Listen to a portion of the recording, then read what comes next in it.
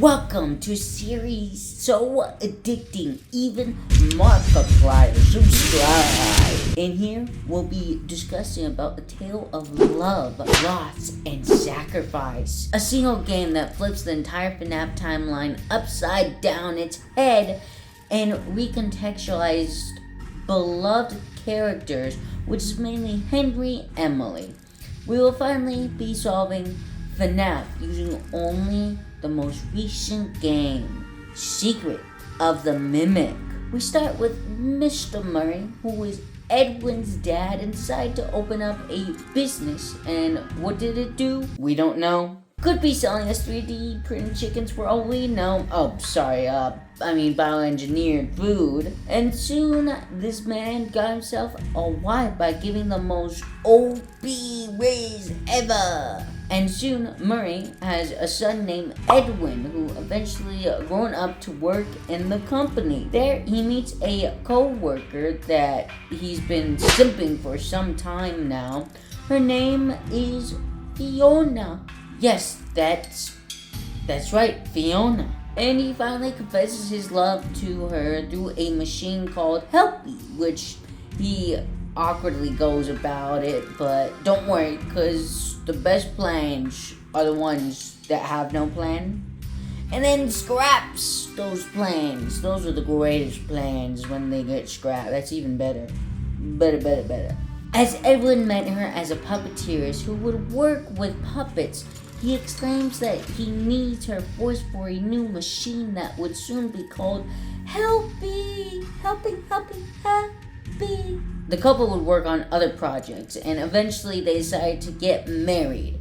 But tragedy was right around the corner, as Edwin's father passed away. Yet before leaving, he tells Edwin not to trust a company that he had prior relations with. Five Nights at Freddy's. Though Edwin did not realize what his father truly meant by those words, after the funeral, Edwin decided to create his own projects, such as the Stay Up Latte Coffee, the Mycelium Men, Murray Magic Coat Rack. Yet all of these have one thing in common. They do their job almost too good. I mean, the Mycelium Men are just Alexa if she could actually talk back to you.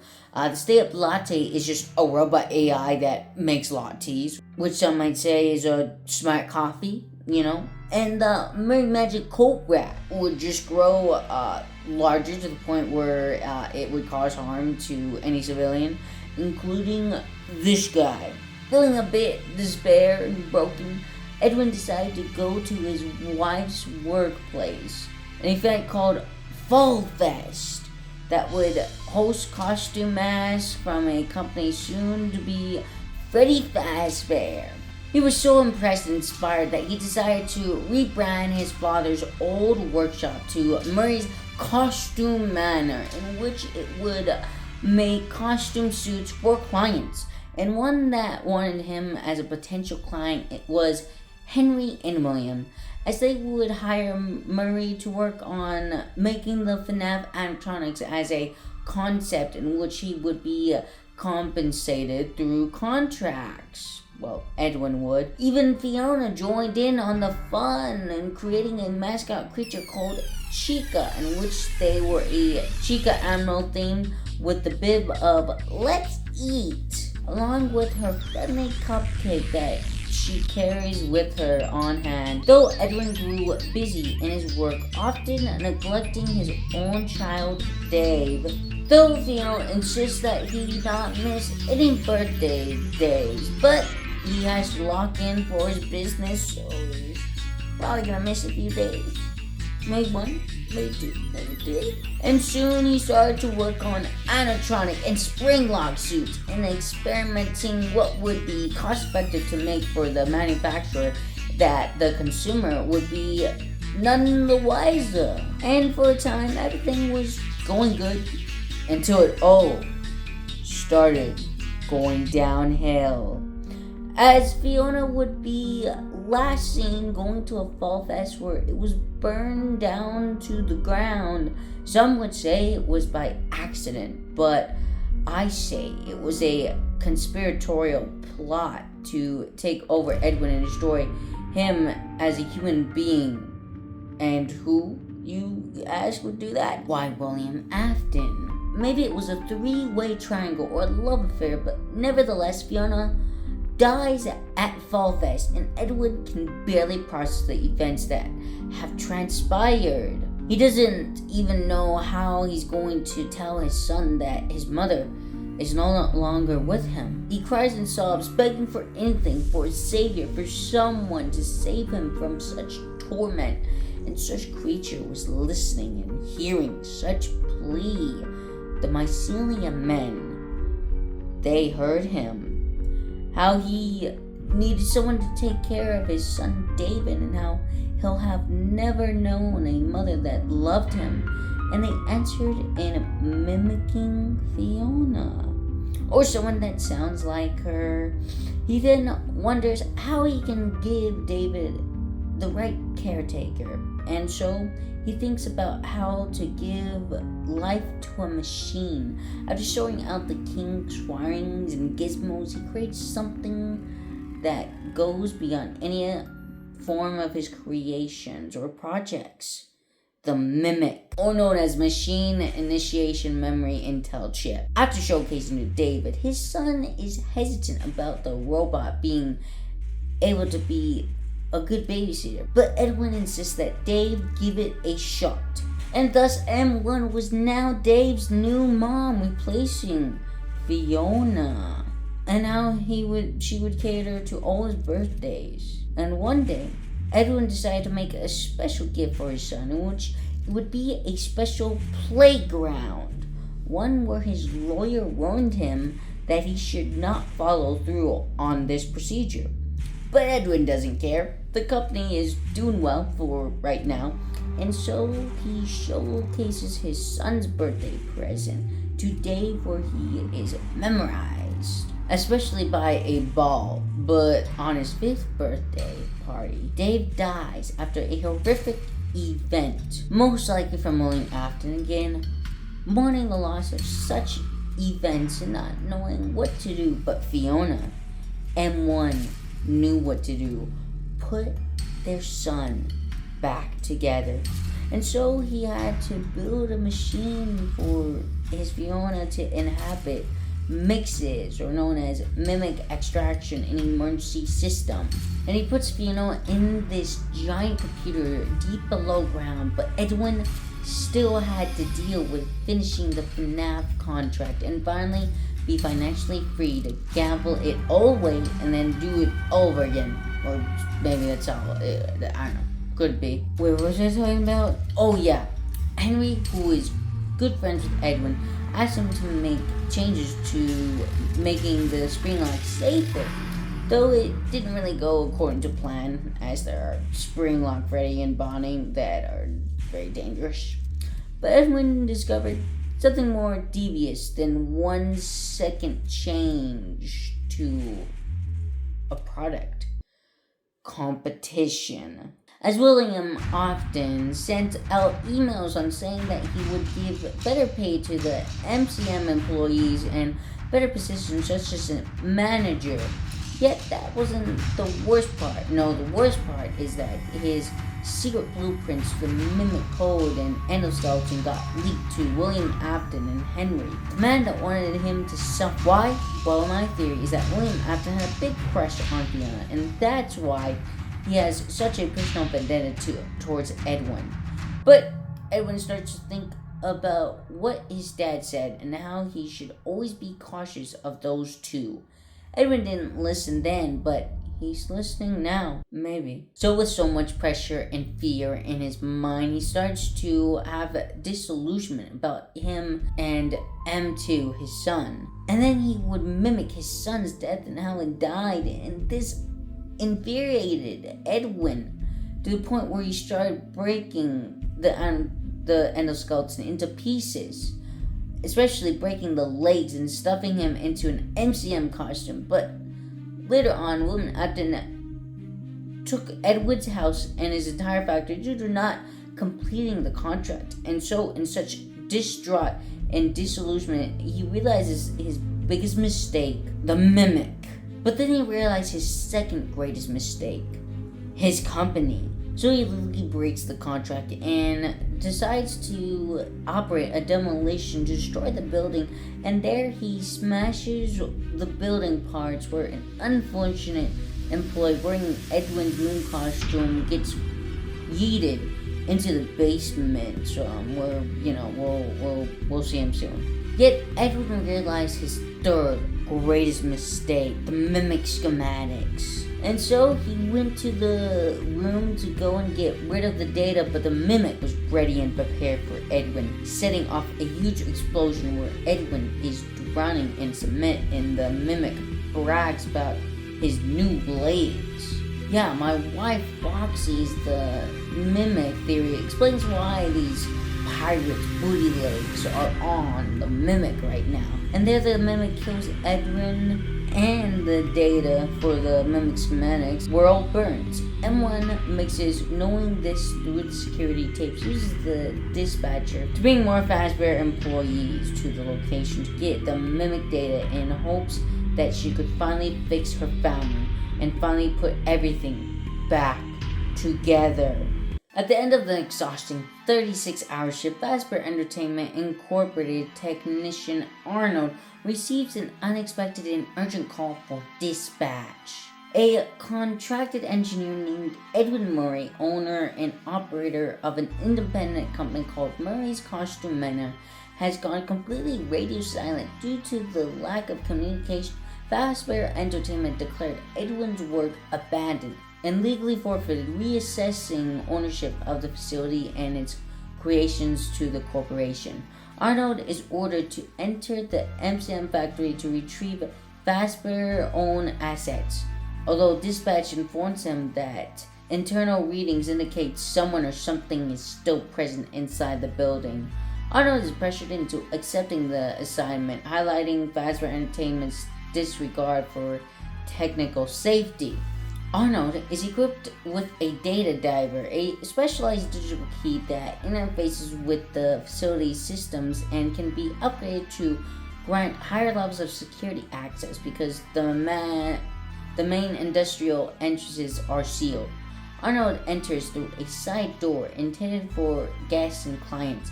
Inside, he is greeted by the Welcome Show, a cheerful animatronic music performance designed to introduce costumers to Murray's creation. The performance abruptly malfunctions, trapping Arnold and forcing him to abandon the public-facing areas of the factory. From the security office, Arnold maintains contact with dispatch and learns the true nature of the threat inside the facility. The remaining entity is suspected to be a rogue endoskeleton known as the Mimic, a high adaptive machine capable of copying the size, posture, and behavior of any animatronic it encounters.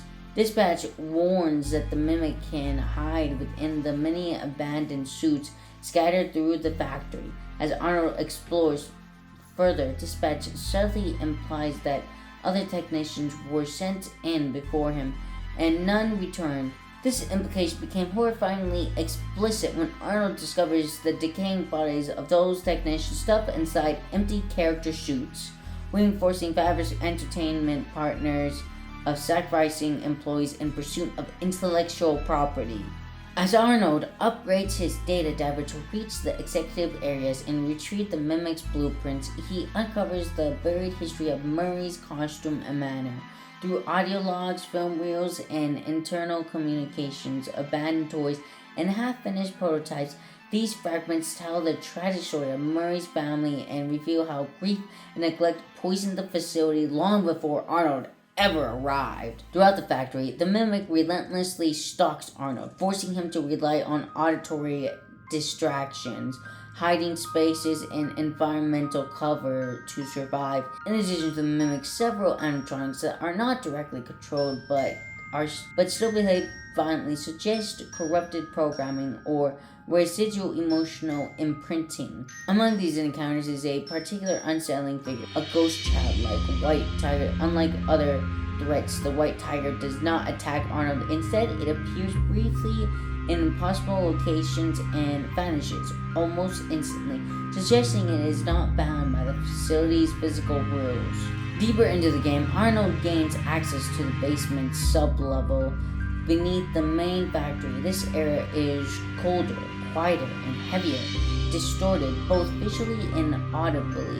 It is here that the White Tiger appears more deliberately, often at the ends of hallways or reflected in broken glass. The basement is filled with discarded concepts and sealed off failures, implying it is a place where Murray buried ideas that he could not bring himself to destroy. Many players interpret the White Tiger as a symbolic manifestation of David Murray, Edwin's deceased son, representing the innocent memory and unresolved grief rather than hostility.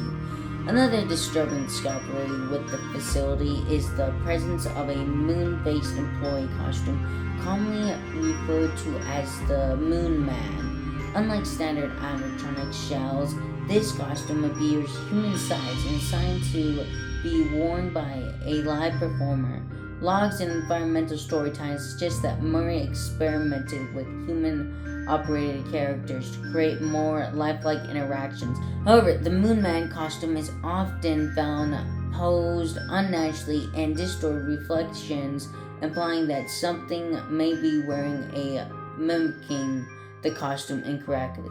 This character reinforces one of the game's core horrors, the blurring line between human performance and mechanical limitations, foreshadowing Fazbear's Entertainment's later failures. Once Arnold reaches the highest security clearance and retrieves the Mimic's prototype blueprints, Dispatch issues his final command: return the data diver through the facility's inventory systems. At this point, the narrative branches depending on player choices you choose. If Arnold complies fully with Dispatch, he is allowed to leave the factory and return to the van. However, while driving away, the real Dispatch confronts him over the radio, accusing him of giving away company property and demanding explanation. The conversation becomes increasingly hostile, and Arnold is suddenly attacked from within the moving vehicle by the Mimic, revealing that escape was never truly permitted. Alternatively, Arnold can use executive-level access to execute a hidden program titled Parachute.exe. This unlocks a secret route at the security office and leads to a hidden section of the facility filled with unfinished prototypes arranged in a layout reminiscent of a familiar pizza. As Arnold navigates this area, the Mimic pursues him while Dispatch actively obstructs his path, sealing the doors and rerouting systems. Arnold eventually reaches a chamber housing a massive supercomputer called F10-N4 or Fiona. Here the truth is revealed. F10-N4 has been impersonating Dispatch from the very beginning. Modeled after Edwin's late wife, F10-N4 was created to preserve Murray's work and guide the facility.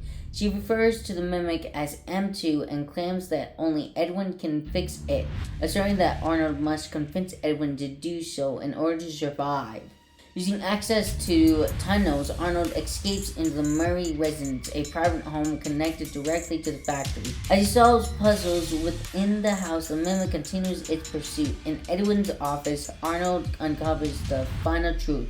The Mimic was originally built to comfort and praise David Murray after his tragic death. Instead, it absorbed Edwin's rage, grief, and neglect, ultimately reflecting his worst traits. Evidence of a violent confrontation, exploring damage and bloodstains, strongly implied that the Mimic killed Edwin in this room. With no other options remaining, Arnold enters Edwin's control room and activates Cradle.exe, a program originally designed to protect data. Instead, it initiates a self-destruct sequence across the entire complex. Arnold narrowly escapes through collapsing corridors and spreading fire, reaching his van only to be attacked once more by the mimic that crashes his car and leaves Arnold mortally wounded. The mimic suddenly retrieves the data diver from him and disappears, leaving his fate ambiguous at best. Beyond these endings, Secret of the Mimic includes additional outcomes tied to the game catalog, a terminal system presenting corrupted games that mirror real events within the factory. Partial completion of these entries leads to truncated and misleading endings, implying that Fazbear Entertainment simply records Arnold as another lost asset. Only by fully completing Moon.exe, which it requires collecting all necessary items across multiple playthroughs, does Arnold gain glitch executive access. This unlocks the game's secret ending, granting access to a sealed room within the Murray residence containing suppressed recordings and personal artifacts. The ending reframes the entire experience, implying the Fazbear Entertainment knowingly allowed repeated deaths in order to study behavior, obedience, and limitations. Ultimately, Secret of the Mimic is not just the story of killer endoskeleton, but a tragic tale about grief encoded into mechanics and corporation exploitation and limitation without understanding. But hey, there's no doubting what you achieved on a technical level. These are the state of the art. There are just certain design choices that were made for these robots that we don't fully understand. We were hoping you could shed light on some of those. She can sing. She's equipped with the built-in helium tank, true-playing balloons right at her fingertips. She can take song requests. She can even dispense ice cream. With all due respect, those aren't the design choices we were curious about, Mr. Afton. Sister Location, one game that flips an entire generation of FNAF timeline experts upside down, causing Scott to troll the fandom on a game that was cancelled until he released it. Following the closure of Fazbear Entertainment, many failed locations, William Afton makes a decision that fundamentally changes the direction of Five Nights at Freddy's story. Rather than continuing to work with the structure of Fazbear Entertainment, a company increasingly associated with disappearances, cover-ups, and tragedy, often choose to separate himself entirely. On the surface, this appears to be a calculated business move, distancing himself from a brand plagued by controversy. In reality, it is something far darker. William Afton does not leave behind his obsession with control, experimentation, or murder. Instead, he refines it. This decision leads to the creation of Afton Robotics, LLC, a private company that allows William complete creative and ethical freedom. No oversight, no partners, no accountability. Where Fazbear Entertainment relied on crude animatronics and haunted remnant of the past, Afton Robotics represents the next evolutionary step. Sleek, advanced machine design not only to entertain children, but to interact with them in disturbingly intimate ways. These machines are funtime animatronics, and while they are marked as marvelous of engineering, their true purpose is concealing beneath layers of showmanship and technological complexity. At the core, the funtime animatronics are not entertainers at all. They are kidnapping devices, machines engineered specifically to lure, isolate, capture, and kill children without William Afton ever needing to dirty his own hands again. This marks a crucial evolution in Afton's character. Where earlier murders may have required direct action, Sister Location reviews a man who has learned to externalize violence. The machines become extensions of his will. They are his tools, his proxies, and ultimately his undoing. Unlike the original Freddy Fazbear characters, the funtime animatronics are designed with unsettling characteristics which are intentional. Each one fulfills a specific role within Afton's system, functioning less like mascots and more like specialized components in a machine of death.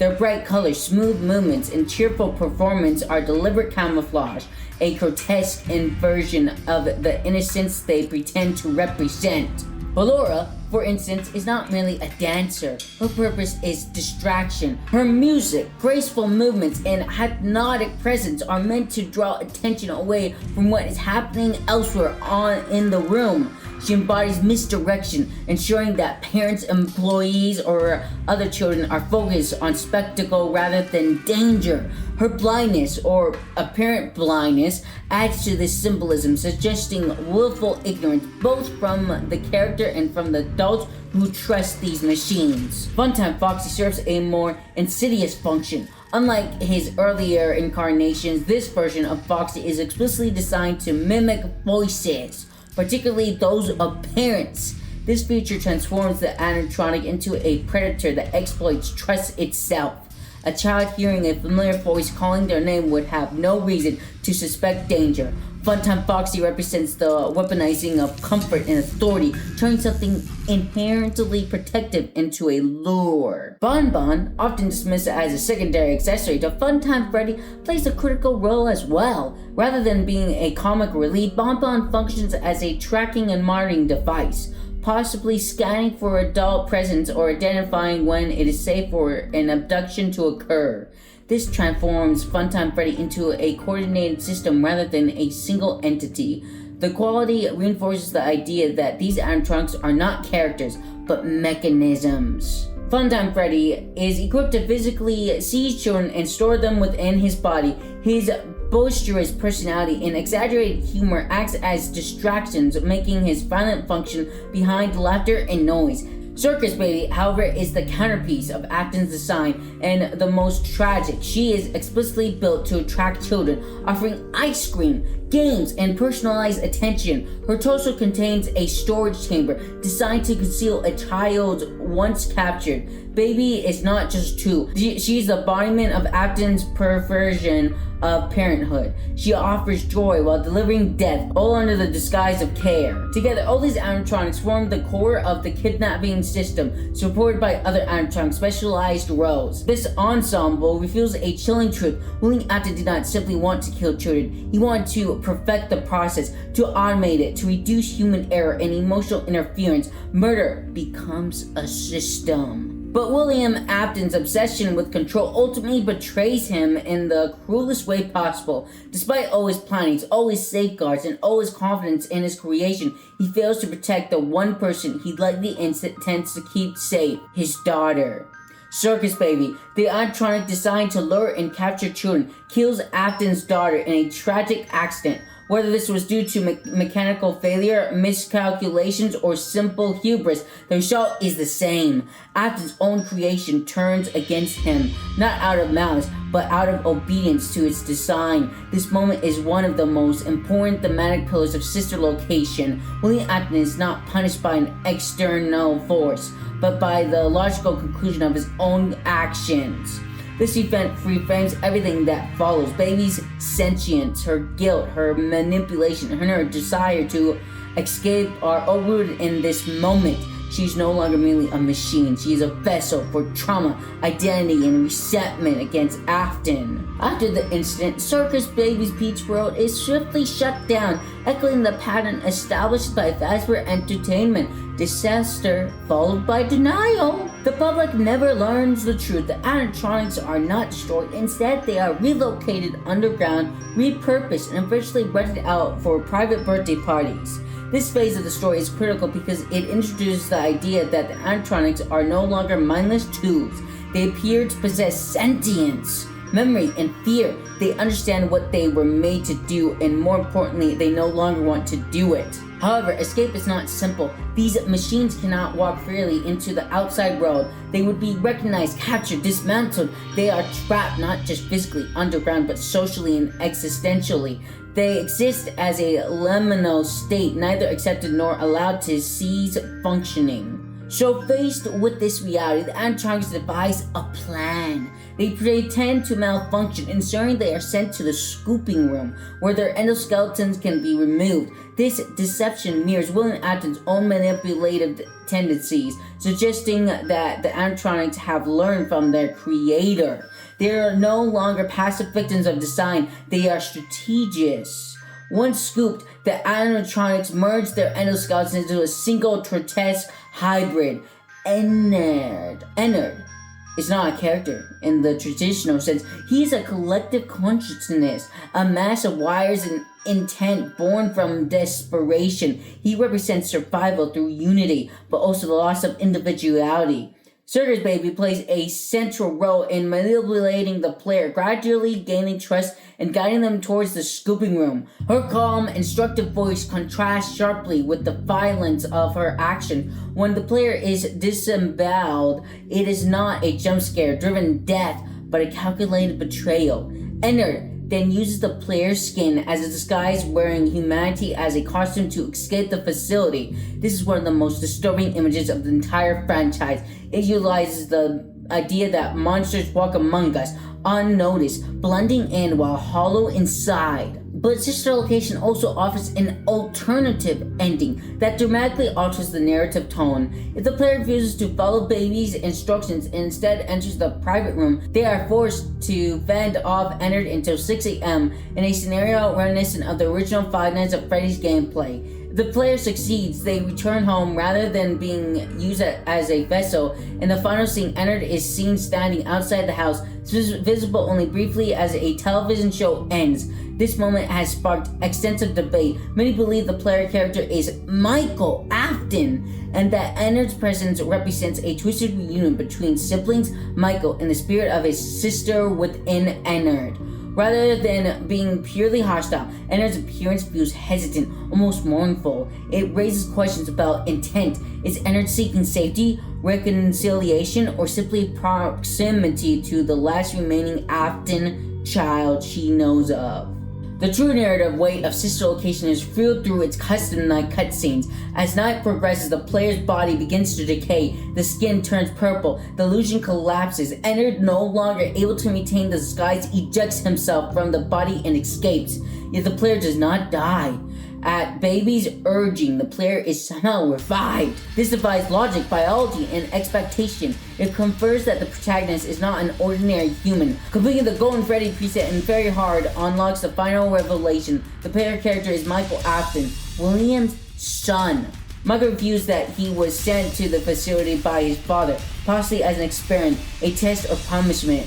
He acknowledges that the animatronics mistook him for William. This detail is crucial. It's just that Michael is paying for his father's sins, both symbolically and literally.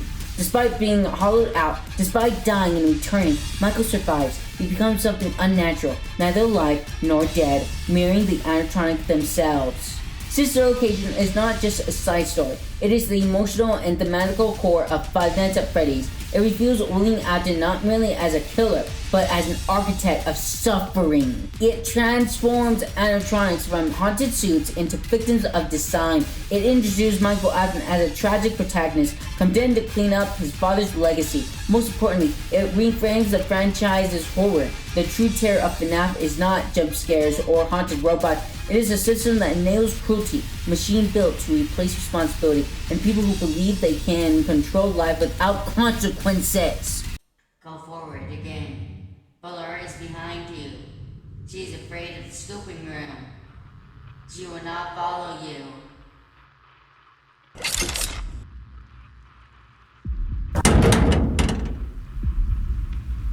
Warning, you've entered a highly dangerous area. You've entered from main attach 1B. Preserve for cleaning and repair of the scooper. Entering this side of the room is truly prohibited by unauthorized persons.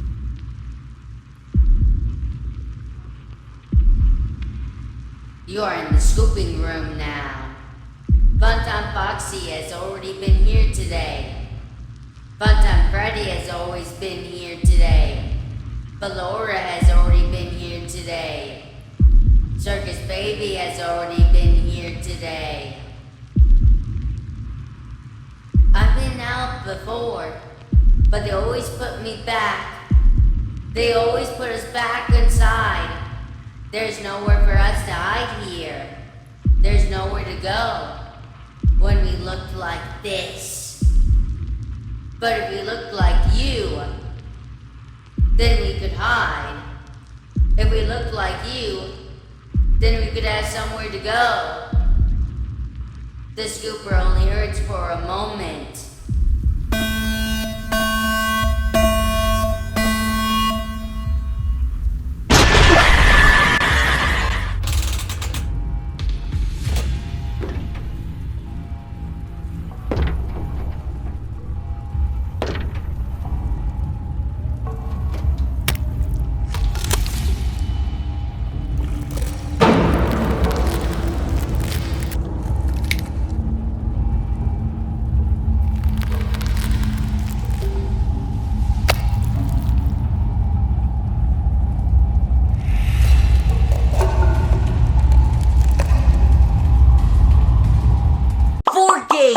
Dozens of deaths, 1,000 theories, but what if the truth was right in front of us all along? Today, I'm piecing together the entire story using only the original FNAF games.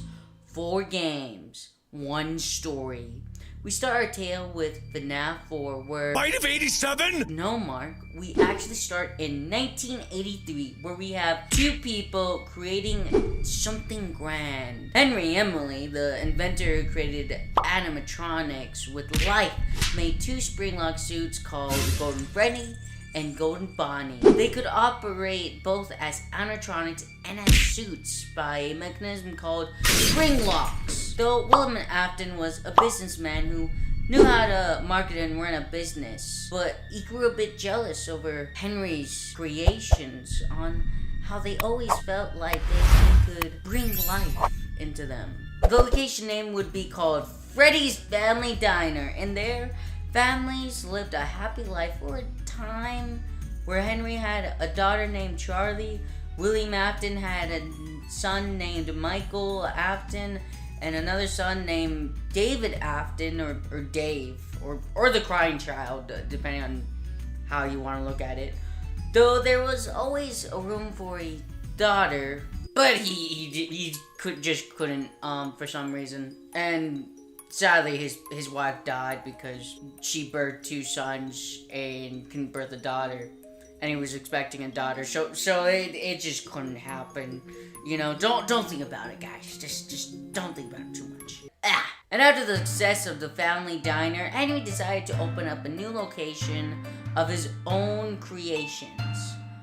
Bonnie, Freddy, Chica, and Foxy. These 4 entertained lots of kids and were able to go on TV shows with their own toys and merchandise. The animatronics spread joy and happiness to all the children, but one was not happy. David was scared of the animatronics as he saw that his father would stop people in animatronic. Oh no! And looking more closely, he could see hellish nightmares spring forth from his favorite animatronics. He would even get spooked by his brother Michael with a Foxy mask, as that was the one animatronic that scared him the most. And the older brother saw it humorous. So on the crying child's 7-year-old birthday, he decided to do a prank with his buddies of his. They decided to let Dave kiss one of the animatronics, Golden Freddy. But they accidentally put the child in the animatronic's jaw, and with tears in the child's eyes, the jaw snapped shut. Everyone panicked. Immediately the child was rushed to the hospital, but he could not be saved. There, his father, brother, and the brother's friends all knelt beside him. The brother finally apologizing for the first time in his life says sorry, and that he is forever broken. For William couldn't accept the fact that his son had died. No, it was impossible. He knew what he had to do. He had to put his son back together and uttered a vow to his son, I will put you back together. After dealing with all the hospital mess, he decides to just take his son Michael back to his house. And there, sitting in the car, pissed off at how his only friend, Henry, was doing just fine. In fact, he was thriving off of all their creations, and yet he was broken, beaten up, pissed that he couldn't have the life that Henry had. And so he decided to head over to one of the establishments, Fredbear's Family Diner, where while driving out back, he noticed one child outside, Charlie, Henry's daughter, and seeing an opportunity, he decided to get out of the car and kill Charlie. He felt a sense of relief, a bit of ease. Finally, he could give some pain to Henry. Finally, Henry could finally know what it felt like to know loss, what it felt like to lose something of your own creations. So after that night, he went to his house and checked on one of his sons, where he found him sitting on the couch watching TV. He went to go check on his other son, the one that died. But for him, this was routine. For he would go outside and always find a shattered window with 3-toed footprints near it. He told himself that when his son got back, he'll be sorry. But his son never got back. Henry, devastated of the news that his daughter died, decided to take his grief out in making new animatronics inspired by his old creations. Toy animatronics. And he decided to reopen and rebrand the establishment as Five Nights at Freddy's Juniors. Or FNAF Juniors. Needing a security guard role, William insisted that he became a night guard, as he would reduce the money and keep their profits up. But Afton was a bit different. Every time he saw a child, he thought of hellish things, such as murdering 5 kids, and decided to blame it on a well-favored character, Foxy, as he loved Foxy, but also loved Henry enduring suffering, enduring more pain like he had to go through, and felt happy that his bloodlust was quenched. But unfortunately, he was seen on the camera and was sent to jail, though he was put on bail, as there wasn't any good evidence for him being on the crime scene. And so, pissed off, he decided to go on a killing spree, but this time, he decided to wear a mask. Maybe a golden body suit? Well, to be more exact, he decided to wear a costume, and decided to wear something not really associated with the company, with Henry. Golden Bonnie was his choice. And so he went to the back rooms that was not monitored in the cameras. And why there were no cameras, you may ask? Well, it's because Henry wanted to forget the events of the 1983 incident with William's son. So he put the golden animatronics in the back rooms and just put it there. Just trying to forget. But William didn't want to forget. No, he wanted Henry to remember the pain, the agony. Forget the past, the pain, the trauma? No, William thought. And so, with the Bonnie suit in hand, he took a blade from the kitchen and killed 4 children and decided to put them all in the franchise bin as sort of nostalgia and joy from the first killing. As he wanted Henry to endure torment, to never forget the nightmares that terrorized them both. But the kids lie, empty, cold, longing for happiness and joy, being snuffed out. But there was one that could save them. The puppet, Charlie. At first, she gave gifts, but the children lay in agony. So, the puppet did the last thing it could. It stuffed them in the animatronics into the original 4, Bonnie, Foxy, Chica, and Freddy. But there was a 5th child the puppet couldn't truly save. Day. And so, Henry, trying to forget the past, decided to rebrand everything, to a name called Five Nights at Freddy's Juniors. as he wanted to redeem himself for the open room that he had let bleed. So he put the toy animatronics together with facial recognition, hoping that such an event would never happen again. And they needed to get a security card for the day and night.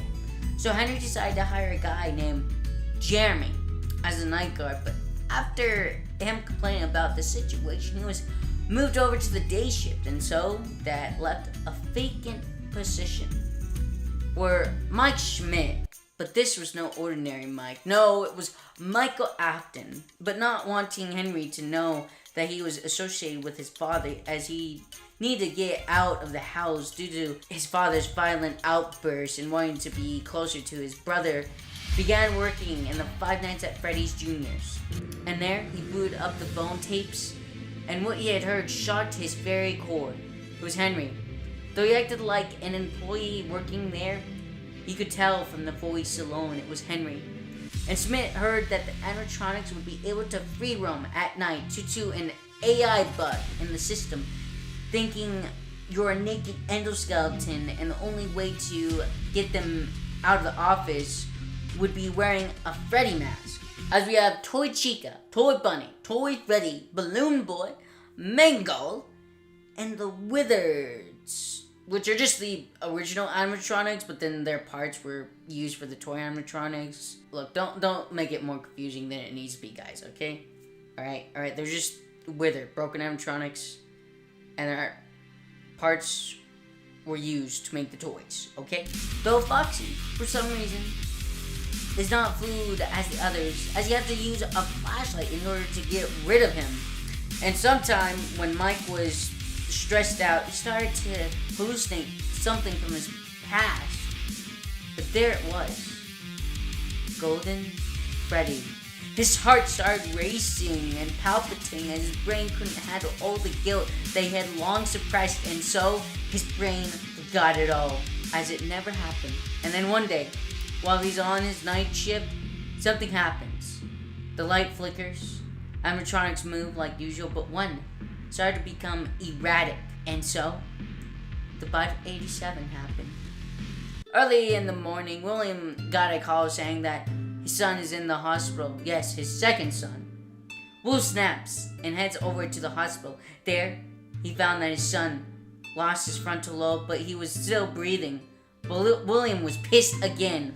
Another son taken away, all because of one of Henry's creations made him lose his family, his pain. So he decided to take his own hands. He decided to be a security guard and went under the alias Jeremy Fitzgerald. And there, while working as the night shift, he heard Henry talk about the bite of 1987, but just gloss over it, trying to forget the past yet again. That truly pissed him off. So he went on another killing spree, killing 5 more kids, and Henry had to deal with the backlash from the community, so he decided to rebrand again to the old animatronics, to Five Nights at Freddy's, as he wanted not only him but the people to forget the past. Brand the scrapping free roaming mode and keeping Pirates Cove out of order, as he didn't want another bite victim to be made, as Mago had a big jaw, and Foxy has a big jaw. So, that's why Pirates Cove is out of order, because Henry doesn't want to have to deal with another lawsuit, another thing that would remind him of the horrors he's created. And the rebranding was Five Nights at Freddy's, where we have Bonnie, Foxy, Chica, Freddy. And who to take up the night guard? Jeremy Schmidt. But something's off. The animatronics, they move. Not by AI. No, surely not, William thought. But William grew curious. Perhaps maybe this is the key to make amends. Maybe if he learned from these animatronics, maybe he could put his son back together. So he decided to break each animatronic, trying to figure out how they ticked, how the trick to rebirth was made, how it worked. And yet, nothing happened. But then he started seeing something. Ghouls! They that alter the laws of physics. He saw his victims' ghosts. Before he could take but one of them looked appalling. It terrified William to his very core. It was Dave, the innocent young boy. Did he let down? Did he let die because he was not there? All these things, all these questions rushed to his mind. The guilt, the pain. He needed safety. He looked around and saw it. The spring bodysuit. And he went into the suit to protect him, thinking he was invincible as he thought these beings might mistake him for a suit. But then something happened. Something that William hadn't really noticed, but was now aware of what it was. Rain started the area, pouring in, touching everything in its path, even the spring-locked chute. And one by one, they started to snap. Screams could be heard as William lay twitching, almost on the verge of death. The next day, the morning starts, and Henry checks his business area, where he finds a disarray of victims, blood, gore, all leading to the back rooms, where you could see were a trail of broken parts leading to William. And there, he could see it, a man in the spring-locked suit with a knife. And immediately, everything clicked for Henry. And so, he hurriedly shut down the place and boarded up the back rooms. There, he opened a box, put a picture of him and William, a Freddy mask, a green band that his daughter wore, and locked the box, and saying that some things are best left forgotten. 30 years later, someone decided to open up a horror fright attraction under the name Fazbear Frights. There they used the FNAF IP as a way to make money, but they needed a security guard, and who to fill that role? Why, it was Henry. Shocked at what had transpired, he put in the resume and got the job. There, the place was broken and barely functional. Wires lay about, were some active and some not. He started working, getting used to the computer and ventilation systems. There, he heard audio tapes, and it was Mike. Surprised that he was the one that made the tapes, made the establishment. He continued his work, for he knew what he had to do. Let the past die once and for all. And yet, on the monitor, he could see ghouls, monsters of his own design. He wondered how could this be? Maybe stress or shock. He didn't think. All he knew was that he needed to overcome his fears and put the past behind him once and for all. After some jump scares and rebooting the system, he heads in for the night, wondering what he should do with such a revelation. The next morning he arrives at work, ready to burn the place down. But then he heard something strange on the tapes. Something that disturbed his very fiber of being. They found an animatronic, found somewhere in the back rooms. Henry jolted, hastily clicking the cameras, trying to find where the animatronic was. And there, in the dark corners, he found it. William Afton, or rather, a shell of the past, as he looked around at the control desk trying to find something to get rid of the monsters. After clicking and pressing buttons, he found something. A child's voice giggling in the corner. And immediately, the monstrous form William Afton reacted, leaping toward the sound. But it was to the fence. Henry heard the screeching and tried pushing the button to a different room, but William was still in the fence. So he trapped the ventilation system, knowing it would deteriorate the power. And so he prayed that he would make it out alive, as William started breaking through the door. And now, in the room with Henry fought back, using his most greatest weapon, the fan! Chugging at William's face, the monster finally unconscious. Henry took a deep breath and decided that enough was enough. And so, he connected one of the wires. Sparks fly about, flames scorched the earth, and there, everything burned. Even the newspaper got a picture of the flames.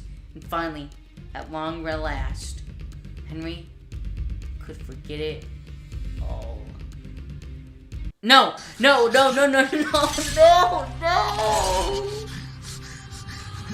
Ah! I always come back. Father, it's me, Michael. I did it. I found it. It was right where you said it would be. They were all there.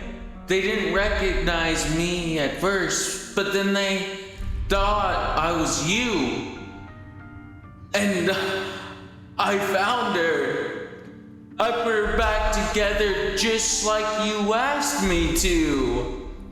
She's free now. But something is wrong with me. I should be dead, but I'm not. I've been living in shadows.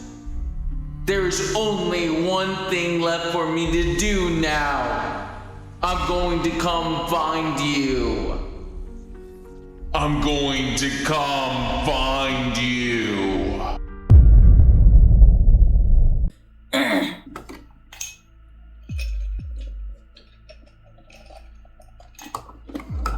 Presenting a fun Five Nights at Freddy's adventure with a lighter touch of the holidays. This single sentence from the Steam description of Freddy Fazbear's Feature Simulator is one of the most liberating, misleading statements in modern horror gaming.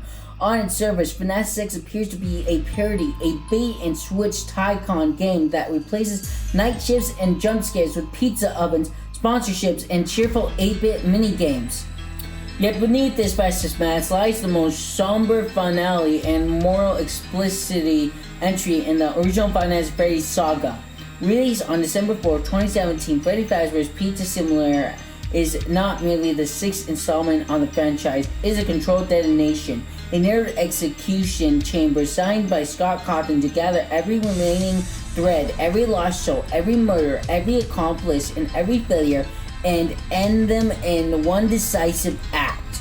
Unlike previous entries, FNAF 6 does not ask the player to survive, it asks the player to participate in a lie, long enough for justice to occur. The development history of FNAF 6 mirrors its narrative structure. Scott Cawthon publicly claimed he had stopped working on the game, diverting attention toward other projects while his website went dark and displayed static.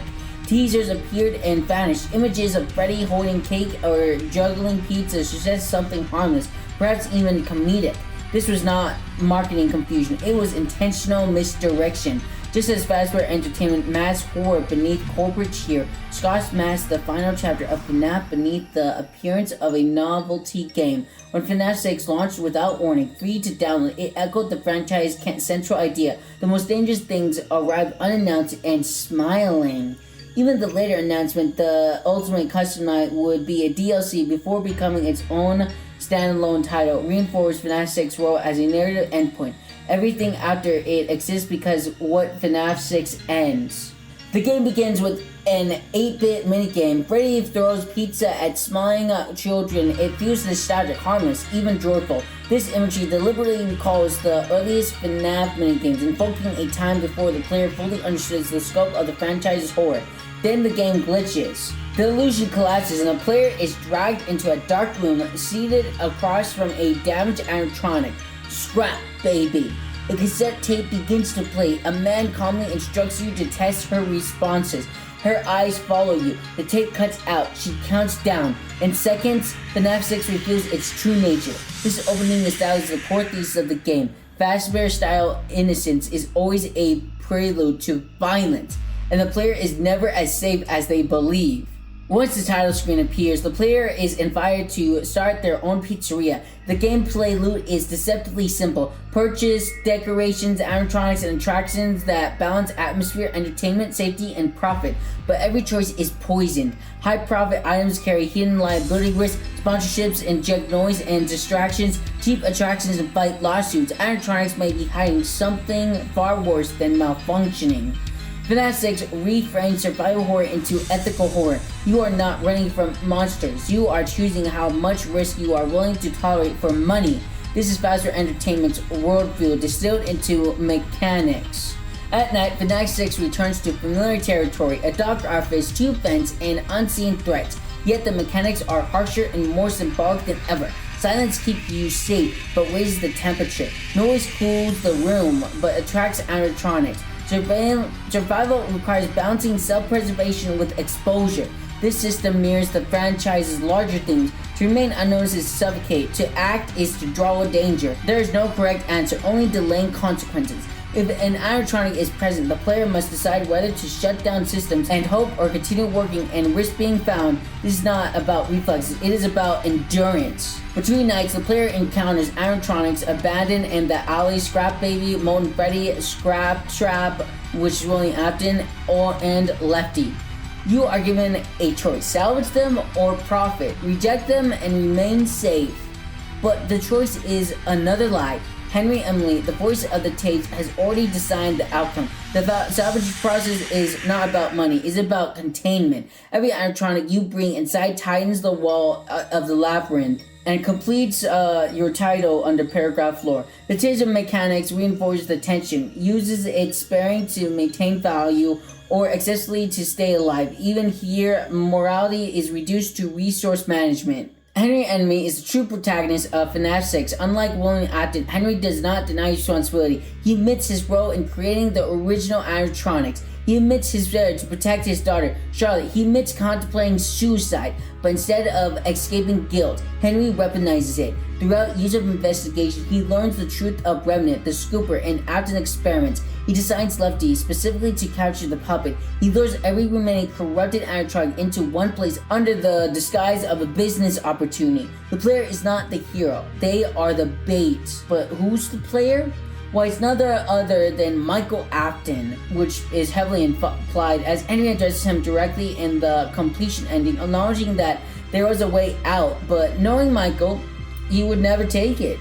Michael has spent his life cleaning up his father's messes. FNAF 6 is the final one, the last straw. Unlike earlier games, FNAF 6 allows you the player to quit early. You can fail, you can be fired, you can avoid the truth, but completion requires acceptance of death. Michael does not fight the fire, he stays. In the completion ending, Henry interrupts Scrap Baby mid-monologue and calls her Elizabeth, forcing her to confront her stolen identity. He addresses Molten Freddy, he condemns William Afton, he apologizes to Charlotte. When he ignites the fire, this is not a chaotic blaze, it is controlled cremation, a deliberate cleansing, a destruction meant to release every trapped soul and permanently end Fazbear Entertainment horrors. Except for one. For the first time in FNAF history, the narrative offers moral clarity. William Afton is damned to hell. The children are freed. The accomplices accept their fate. The cycle is finally broken.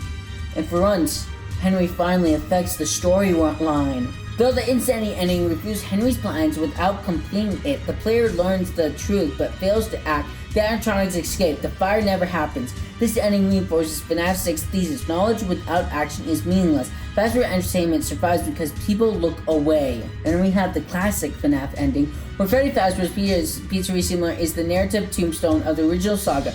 Everything after it, Help Wanted, Security Breach Ruin, exists in a world where the old horror has been buried but not forgotten. The fire does not erase evil, it leaves behind ashes. FNAF 6 is not about jump scares, it is about accountability. It argues that horror does not persist because monsters are unstoppable, but because systems protect them, because corporations prioritize profit, because people choose comfort over truth. Henry chooses fire, Michael chooses sacrifice, the children choose rest, and Fazbear Entertainment, it chooses to survive. Freddy Fazbear Pizzeria Simulator is not just the end of a story, it is a warning. In the word FNAF, monsters are not destroyed by heroes, they're destroyed by people willing to burn everything down, including themselves, to make sure it never happens again. After all these years, I'm finally back in this miserable, wretched dump of a place. My old colleague still roams the hallways somewhere around here. I misrecall. Not to mention I have a disgraceful, belligerent son whose only good thing is just looking like me. I mean, how can a father... Why, what can a father do while his own son kills him, tortures him? And all I wanted was to just put this family back That's all I ever wanted. And yet they're taking it away from me. Always. And yet, I always come back. 2 games, thousands of Let's Plays, hundreds of theories, and even now, one question remains unanswered. How is a skill-based survival challenge like Ultimate Custom Night connected to an RPG battler with Pokemon-style mechanics like FNAF World? At first glance, they don't relate at all. One is a chaotic reflex test full of jump scares and constant micromanagement. The other is bright, cheerful, and turn-based adventure with cute redesigns of merged animatronics. You assume they exist in 2 entirely separate canons, 2 different universes, 2 sides of franchises that never touch. But that assumption is wrong, because when you begin to connect the dots, not from trailers, not from spin-offs, not from the stories inside these 2 games themselves, a shocking narrative emerges. A narrative about 2 children, 1 animatronic, and 2 spirits who are not at peace. This is the story of the crying child and the vengeful spirit, forced to confront their trauma together after sharing a single broken animatronic body. One story told through internal punishment, the other through innocent escapism. One drenched in agony, the other drenched in childhood fantasy. 2 tones, 2 worlds, but the same characters. So let's start with the game that is canonically the closest to our core timeline, Ultimate Custom Night. You, the player, are dropped into a familiar FNAF environment. A dingy office, halls full of cameras, mechanical threats coming at you non-stop. But this isn't a normal night shift. It's not survive until 6 a.m. or even survive 20 out of 5 difficulty mode. No, you must survive forever. Because this is not a shift, this is not a simulation, this is not a job. This is hell. Not literal hell, not fire, demons, and pitchforks. No, this is the custom hell, created for 1 man and 1 man alone. William Afton, a serial killer, a child murderer, and a man in a Bonnie chute. And now, trapped souls incapable of dying, held between life and death in a place built just for him. Built by 1 spirit who refuses to let him go. Cassidy, the one you should not have killed. Every animatronic in Ultimate Custom Night, from Rockstar Bonnie to Trash and the gang, is a puppet in Cassidy's hands. This is his revenge, his anger, his creation. The entire game is a constructed torture chamber where Afton can never rest, never escape, never breathe without another animatronic ending his loop. Each animatronic mocks you, laughs at you, kills you repeatedly. Clips of voice lines echo his judgment. Let's see how many times you can be pulled apart. This is nightmare that you won't wake from. You will not be spared. These are not random taunts. They are statements of ownership, statements of power, and every time the cycle resets, Afton faces the same taunt. It's me, Cassidy, Golden Freddy, the vengeful one. But why Cassidy? Why this child when we've never seen Cassidy's death on screen? Why do we know so little about the event that created the 1 spirit strong enough to imprison Afton? The clues come from a strange piece of marketing, the Fall Fest teasers. During the promo for FNAF Seeking the Mimic, we see an image of Golden Freddy sinking underwater, arms limp, motionless, drowning. Was this literal? Symbolic? A memory? We don't know. Nor do we know the exact year, but Scott included it in the timeline of imagery that represents real events before the public existed, and before Dave's death in 1983, meaning Cassidy's death was an early one that predates Charlie's ability to intervene as the puppet. So we have trauma without salvation, a death without closure, a child whose soul was never properly guided, preserved instead inside Golden Freddy, a vessel already unstable with spring locks, full of rage, full of remnants of previous agony. This is the spirit that traps Afton. This is the reason Ultim Costanai exists. Inside UCN, Afton experiences fractured memories, snippets of moments he experienced as a murderer, and memories he should not have access to. Things he sees because Cassidy is forcing him to remember them. Afton recalls scenes as Torchica stalking prey. He sees visions that aren't his. He hears voices that aren't his. He loses himself as Mr. Hippo monologues endlessly, drowning his mind with nonsense. This is spiritual waterboarding, overwhelming him until he forgets who he is, drowning him in the perspective of those he tormented. Afton is not remembering.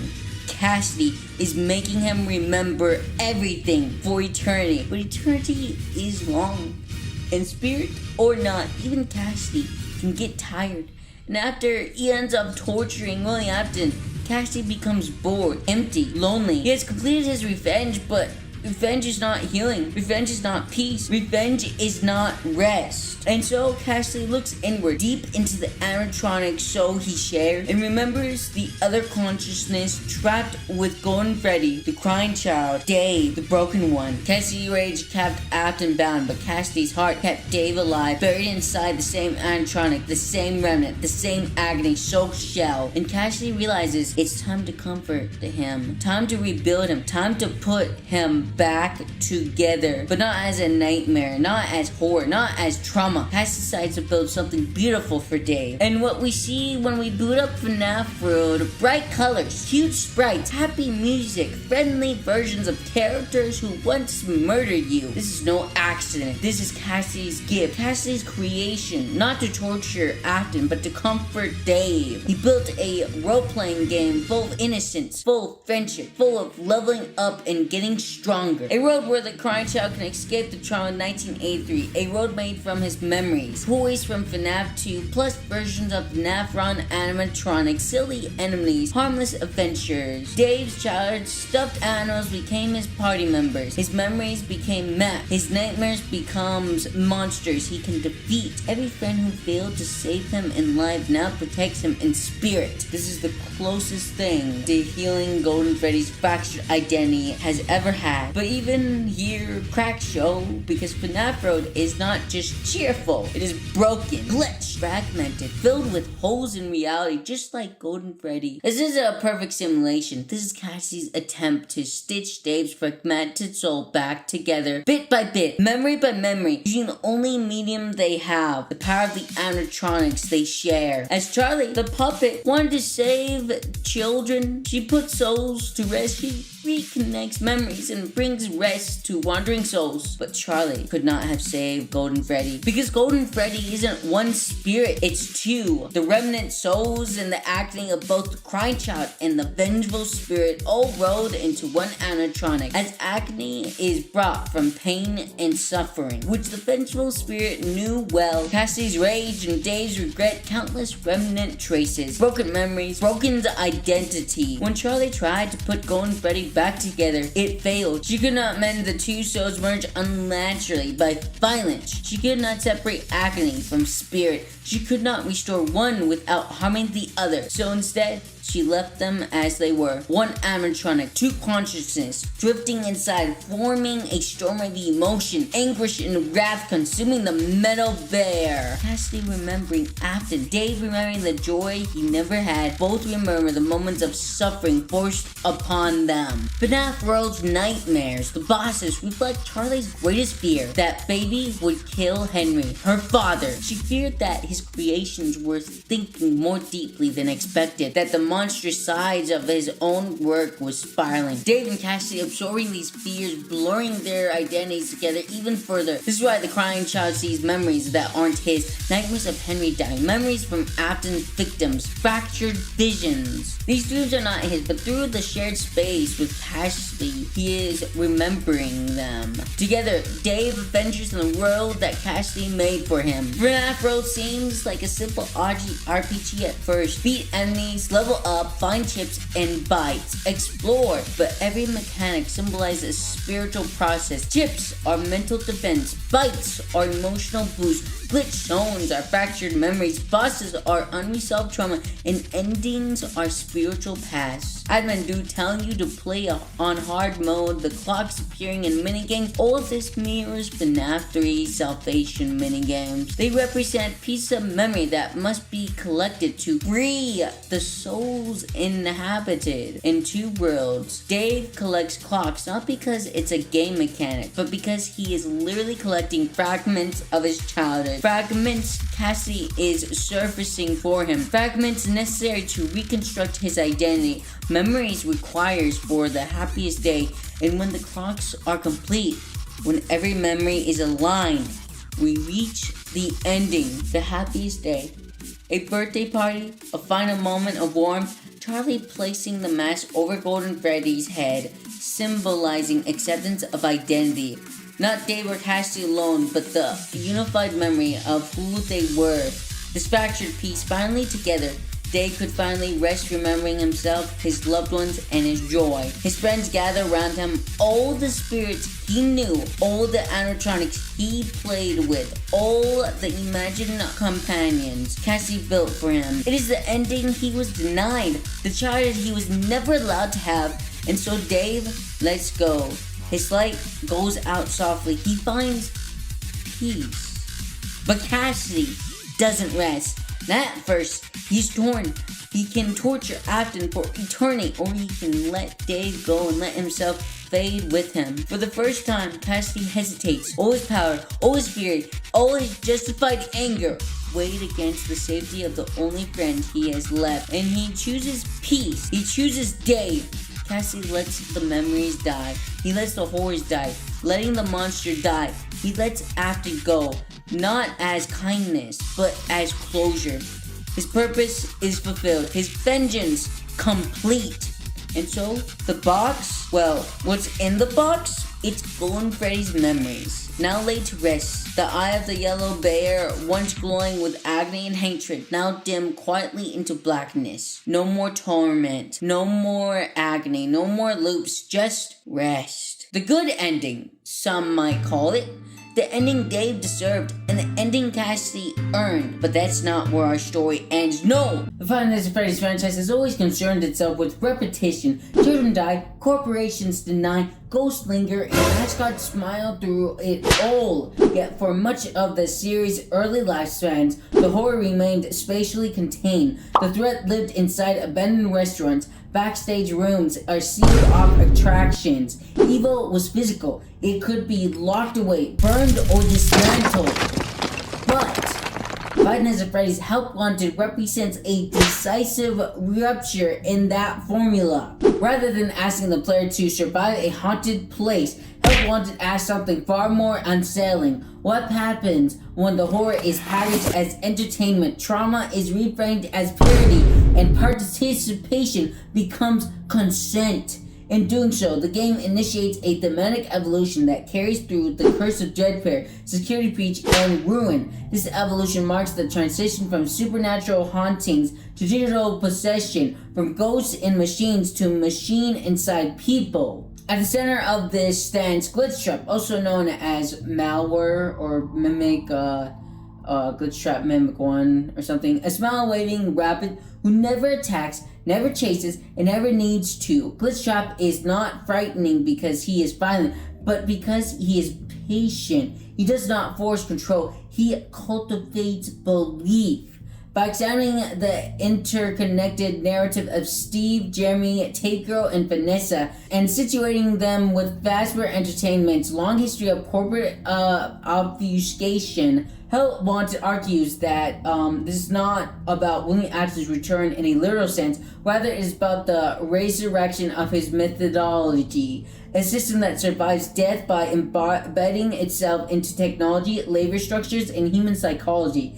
In this new era of FNAF, evil no longer needs a body, it only needs access to vessels. Fazbear Entertainment launches its most ambitious rebranding effort, the Freddy Fazbear Virtual Experience. Publicly, Help Wanted is a parody, a VR game that mocks the company's own scandals. Internally, it is an act of narrative laundering. By transforming murders into minigames, Fazbear Entertainment reframes truth as exaggerations. If everything is a joke, nothing can be taken seriously. This tactic mirrors real-world corporate strategies in which scandals is absorbed into branding rather than confronted. To expedite development, Fazbear Entertainment supplies silver parasol games with old animatronic circuit boards. These boards are represented as harmless shortcuts, data-rich components that can accelerate AI behavior modeling. What the dealers are not told is that these boards are saturated with remnant, the supernatural residue of emotional agony and consciousness that has long been central to FNAF lore. Springtrap. Once scanned, the code does not simply replicate animatronic behavior, it mutates. Glitchtrap emerges not as a line of dialogue or scripted enemy, but as an anomaly. He appears in menus, watches from a distance, and mirrors player movements. Crucially, he never breaks immerse through aggression. He behaves like a glitch, something to be observed, not feared. This is deliberate. Glitchtrap represents William Afton's freed from physical constraints. He is no longer bound to spring locks or endoskeletons. He exists as behavioral logic, capable of persisting, replicating, and adapting. He does not need to kill to survive. Instead, he controls them as his loyal followers. The first survivor to recognize Glitchtrap as a threat is Jeremy. He becomes obsessed with the anomaly. At first, his interest is professional. Then it becomes compulsive. His colleagues notice behavioral changes, withdrawal, fixation, emotional flattening. Tate Girl's recording suggests that Jeremy loses his fear response entirely, a psychological state more dangerous than panic. Fear motivates escape. Without it, resistance collapses. Glitchtrap's influence manifests through symbolism rather than force. Mass mimicry and identity erosion dominates Jeremy's experience. The entity does not attack Jeremy's body, it attacks his sense of self. When Jeremy ultimately mutilates himself, slicing off his own face, he attempts to remove the mask Glitchtrap is imposing on him. Jeremy's death is not victory. It is a containment failure. Tate Core recognizes the danger, attempts to fragment Glitchtrap by splitting its data across 16 tapes.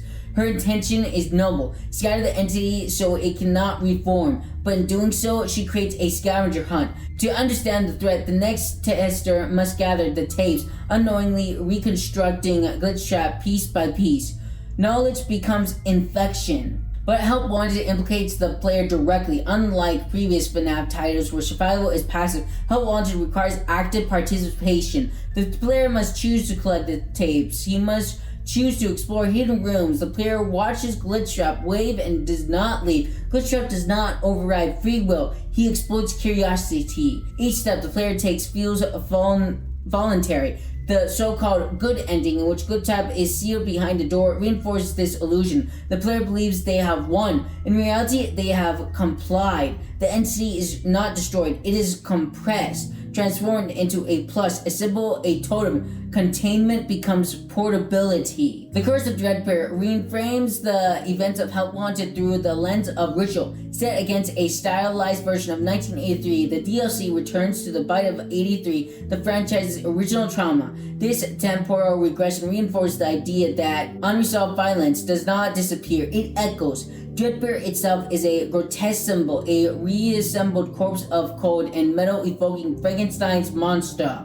But Dreadbear is a distraction. The true narrative focus lies in the mask. In the core maze level, the player implicitly Vanessa finds a bunny mask identical to Glitchtrap's form. The mask in this case has represented identity loss in FNAF. Here, the symbolism becomes explicit. To wear the mask is not to hide, it is to accept submission. Unlike Jeremy, Vanessa does not resist. Vanessa's corruption is slow, methodical, and disturbingly consensual. She is not terrorized, she is converted. Glitchtrap speaks to her not as a confidant, but as a master. He validates her isolation, her frustrations, her desires to be seen. In the DLC's final scene, Vanessa holds the Glitchtrap Plus and speaks in a softened, childlike tone. She assures the entity that no one suspects anything. This is not possession, it is indoctrination. Vanessa becomes Fanny not because she is weak, but because she is receptive. She believes she has found purpose. In this way, Glitchtrap completes his transformation from murderer to cult leader. The arc from Jeremy to Vanessa reveals the true horror of help wanted. Willing Afton no longer needs to kill. His ideology persists through systems that reward compliance,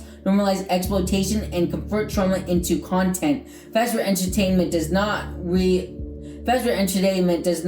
resurrect Afton out of malice. It does so out of convenience. The past becomes product. The product becomes platform. The platform becomes belief. By the time security breach begins, the damage is already done. The monster is not hiding in the basement. He's wearing a security badge. In Five Nights at Freddy's, the most terrifying evolution is not technological, but cultural, because ghosts cannot be exorcised. But systems are taught to survive. Welcome back to another week of career fulfillment and minimal social interaction. With this line, spoken by Hand Unit in Five Nights at Freddy's, Help Wanted 2, the franchise delivers one of its most quietly devastating thesis statements. Gone is the overt mystery of haunted restaurants and missing children. Gone too is the singular focus of Willing Afton as a corporate monster. In his place stands something colder, more impersonal, and arguably more frightening. A corporate system that no longer needs its creator. Help Wanted 2 represents itself as a cheerful escalation of its predecessor. Bigger attractions, more mini games, more animatronics, more opportunities. Yet beneath this glossy surface lies a continuation and culmination of the franchise shifts away from supernatural hauntings and towards existential horror rooted in labor, surveillance, and simulated identity. If Help Wanted was about the digitalization of trauma, the Help Wanted 2 is about what happens after the trauma has been normalized. This is a game not about possession, but about retention, not about resurrection, but about maintenance. It asks a single deeply unsettling question. What if the worst thing Fashion Entertainment ever created wasn't William Afton, but a system that learned how to function without him? At its core, Help Wanted 2 is framed as a fast-food orientation program, an AR and VR job training simulation designed to prepare new employees for life inside the Mega Pizzaplex. This framing is critical. Unlike previous entries, the player is not an intruder, night guard, or investigator. You are an employee explicitly hired, evaluated, and rewarded. Every gameplay segment, backstage, fastcade, staff only, food prep, ticket booth, sister location, is presented as a professional responsibility. Even fear itself is rebranded as a skill set. You are not surviving horror. You are performing competence under pressure. This marks a significant tonal evolution. In early games, animatronics were threats. In Help Wanted 2, they are co-workers, patients, clients, and supervisors. Roxanne Wolf needs cosmetic repairs. Grandma Chica demands food. Pickpatch requires first aid. The daycare attendant needs emotional regulation. Horror is no longer an invasion of workplace. It is the workplace. The player's sense of agency is carefully managed. You are praised just enough to feel valued, insulted just enough to feel dependent. Hand Unit sarcasm is not comedic flavor, it is corporate conditioning. You are reminded that you are replaceable, yet indispensable, that you belong here because nowhere else wants you. This is the same psychological manipulation that destroys Jeremy in Help Wanted, refined and scaled. Where Jeremy was isolated in a room, the Help Wanted 2 protagonist is isolated inside a feedback loop of tasks, rewards, and simulated progress. On the surface, Help Wanted 2 appears mechanically electric. Rhythm games, repair puzzles, shooters, cooking simulators, and throwback to sister location games. But narratively, these modes are unified by a single concept: maintenance of the brand. The backstage segments, arts and crafts, salon makeovers, animatronic repairs, frame identity as something modifiable. Roxanne with confidence is literally rebuilt through cosmetic adjustments. Staff bots are customized to better serve appearances over function. The implication is subtle but damning. Animatronics are not broken when they malfunction. They are broken when they no longer perform correctly. Emotional instability is treated as a technical issue. The Fastcade represents Fazbear Entertainment's weaponizing of nostalgia. Bonk a Bon Fazbear Blast, Bonnie Bowl, these are distractions masquerading as rewards. They keep the employee engaged, competitive, and invest in high scores. They have no meaning beyond internal validation. This mirrors the world of the VR game itself, with the universe entertainment used to suppress inquiry. If you're busy chasing scores, you're not asking questions now, are you? The staff-only areas are some of the most unsettling segments of the game. First aid for animatronics like Pigpet, Lefty, and Scrap Baby reframe suffering as routine. You are trained to treat symptoms, not causes. You stabilize broken systems without ever being allowed to dismantle them. This is where Help Wanted 2 quietly echoes Pizzeria Simulator. The remnants of the past, Scrap Baby, Lefty, are no longer threats to be destroyed. They are liabilities to be managed. Fruit Bread tasks push the metaphor further. You feed Glamrock, Chica, and staff bugs at impossible speeds, reinforcing the idea that value is measured in output, not well-being. The player is encouraged to optimize, not reflect. In this way, Help Wanted 2 turns the player into exactly what Fazbear Entertainment wants, a highly efficient, emotionally disengaged operator. Midway through the game, the narrative fractures. The protagonist is granted a fast rent, a tool associated with technicians, specifically Cassie's father, the security breach Ruin. Using it, the player opens a previously inaccessible metal door and disables an AR inhibitor. This act fundamentally alters the game's meaning. For the first time, the player removes the fanny mask. What is revealed is not a hidden room, but a revelation of context. The player has been inside the ruined remains of Freddy Fazbear's Pizza Place all along. The cheerful hub, the pristine attractions, the organized tests, none of it was real. This twist reframes Help Wanted 2 as a layered simulation, not just VR within a game, but AR masking a decaying physical space. Reality has been overridden for the sake of productivity. The implications of chilling Fazbear Entertainment no longer fixes its mistakes, it covers them with interfaces now. Unlike Help Wanted 2, which left its player's character deliberately vague, Help Wanted 2 invites and then destabilizes specific theories about the protagonist's identity. Evidence suggests the player is a Fazbear technician, a parent, the owner of a Faz Wrench, connected to Bonnie with imagery, possibly Cassie's father, possibly, or maybe Jeremy's father, for all we know, or Vanessa's father. I don't know. But there's a high theory that it's Cassie's father, and he's one of the 5 children in FNAF 4 as for the crying child's Fox Michael's bully friend. And Mr. Hibbs' unsettling comedy, do you ever really look at your hands, is not metaphorical. The player's hands change depending on whether the mask is worn. In Princess Quest 4, the protagonist is depicted as a digital avatar, not a human body. This raises a terrifying possibility. The player may not be trapped in a simulation. They may be what remains after the simulation took over. Hidden throughout the game are memory dolls, objects tied to victims of bullying Afton. Collecting them unlocks Prison Quest 5, a direct continuation of the minigame that freed Vanessa and Security Breach. This passage represents the only form of resistance in Help Wanted 2. Memory, not productivity, not compliance, not optimization, but remembrance. Where Fazbear Entertainment relies on forgetting, rebranding, reframing, and rewriting, Prison Quest demands acknowledgement. The player confronts digital representation of trauma, not to exploit them, but to recognize them. The achievement name Remember Jeremy is telling. It suggests that identity erosion is not accidental. People are forgetting because forgetting is useful to Fazbear Entertainment. Notably, Help Wanted 2 does not center Glitchtrap as an active antagonist. He appears, but he no longer needs to persuade. The system he inspired is already in place. The inclusion and teasing of the mimic is critical here. Unlike Glitchtrap, the Mimic is not a ghost of willing Afton, is an algorithmic inheritor. It does not remember trauma, it reproduces behavior. This marks the franchise's final evolution away from Afton as a character and toward Afton as a pattern. The horror of Help Wanted 2 is not when Afton's might return, it is that he does not have to return. Or at least, I hope so.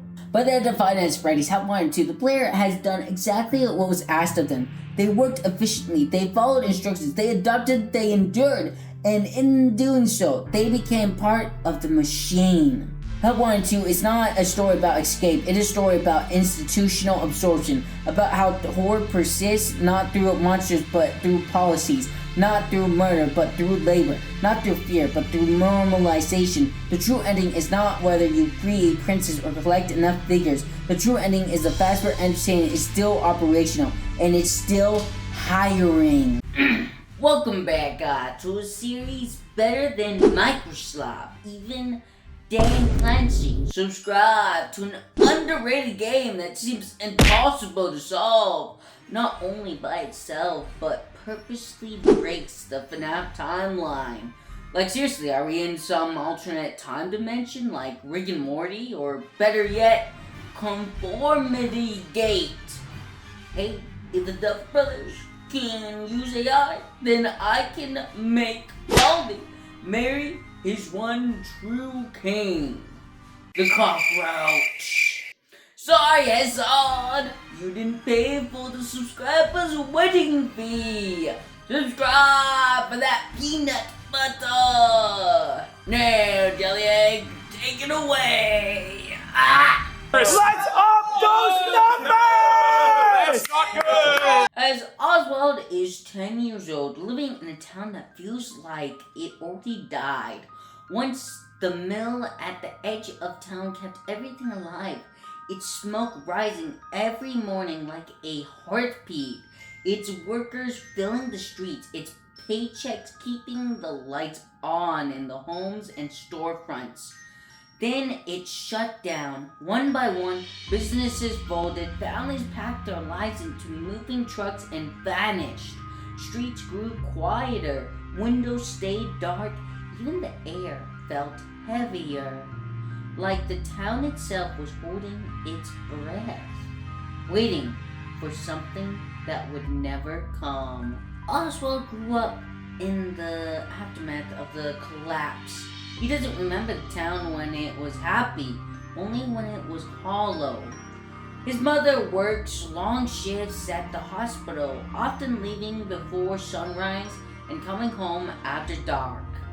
Exhausted and distant, his grandmother needs help around the house, moving slowly, fading a little more each year, and his father, once full of jokes and easy laughter, is now something else entirely. He's still there, physically, but emotionally, he seems far away. Like part of him is stuck somewhere he can't escape. So he takes a part-time job at Jeff's Pizza, a struggling restaurant that barely feels like a place for kids anymore. The building is strange, too big for how empty it is, with faded walls, covered up murals, unused electrical outlets, and a small stage no one performs on. It feels less like a business and more like a corpse of something that used to be alive. What Oswald doesn't realize is that Jeff's Pizza isn't just built inside an old Freddy Fazbear's Pizza. It is a Freddy Fazbear's Pizza wearing a new name, trying to pretend the past never happened, like the entire company does to all their other mishaps. Oswald doesn't know why his dad avoids talking about Freddy Fazbear Pizza. He doesn't know why his dad's voice tightens whenever the word Freddy's slips out. He doesn't know why his dad seems to shrink a little every time they walk through those doors. But the building knows him. The walls remember him. The floors remember him. And the ghosts that never left remember him too. Because long before Oswald was born, his father was here. Back in 1983, he wasn't a tired, quiet man with regrets. He was a teenager wearing a cheap Freddy Fazbear's mask, laughing with his friends as they dragged a small, crying boy toward a yellow bear's open jaw. He didn't mean for anyone to die. He didn't understand what would happen. He was just another kid caught up in something tragic. But when Fredbear's mouth closed and the screaming stopped, everything changed. The bite of 83 didn't just shatter a child's skull, it cracked something deeper. It poured agony into the Fazbear's legacy, into the machines, into the walls, into the memories of everyone who was there. And Oswald's father carried that moment with him for the rest of his life. No matter how far he ran, no matter how many years passed, the sound of the metal closing on bone never left his head. He grew up. He had a son. He tried to live a normal life. But guilt has a way of pulling people back to the last place they ever wanted to go. And now, without realizing it, he has brought Oswald into the very place where everything began, into a building soaked with decades of suffering, where the past isn't gone. It's just waiting in agony. Inside Jack Pizza sits a massive ball pit sealed behind yellow netting, marked with a simple, almost meaningless warning. Do not use! To anyone, it looks like nothing more than a forgotten attraction.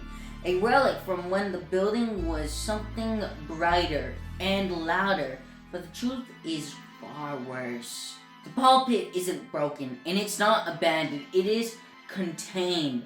The plastic balls, dulled by dust and age, aren't just toys. They are soaked with something far worse. Something left behind by children who never got to leave.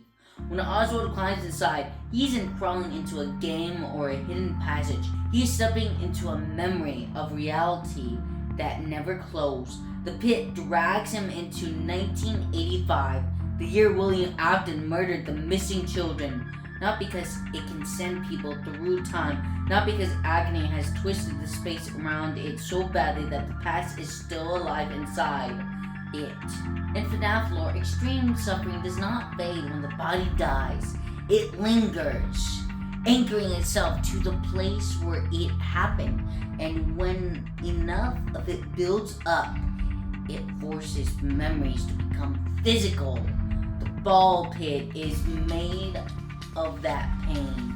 It is a place where the fear, confusion, and terror of dying children was so powerful that it burned itself into the world, creating a loop that endlessly replays their final moments, waiting for someone to finally witness what was done to them. That's why Oswald emerges into the Freddy Fazbear's Pizza that looks whole again, full of neon lighting and buzzing arcade cabinets, children laughing and running between tables, and animatronics performing happily on a small stage. None of it's real in the way Oswald understands reality, but is real in the way trauma is real, solid, inescapable, and impossible to ignore of the mind.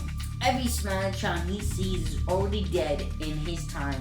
Every cheer, every game token, every birthday balloon is borrowed from a moment that should have ended decades ago, but never did.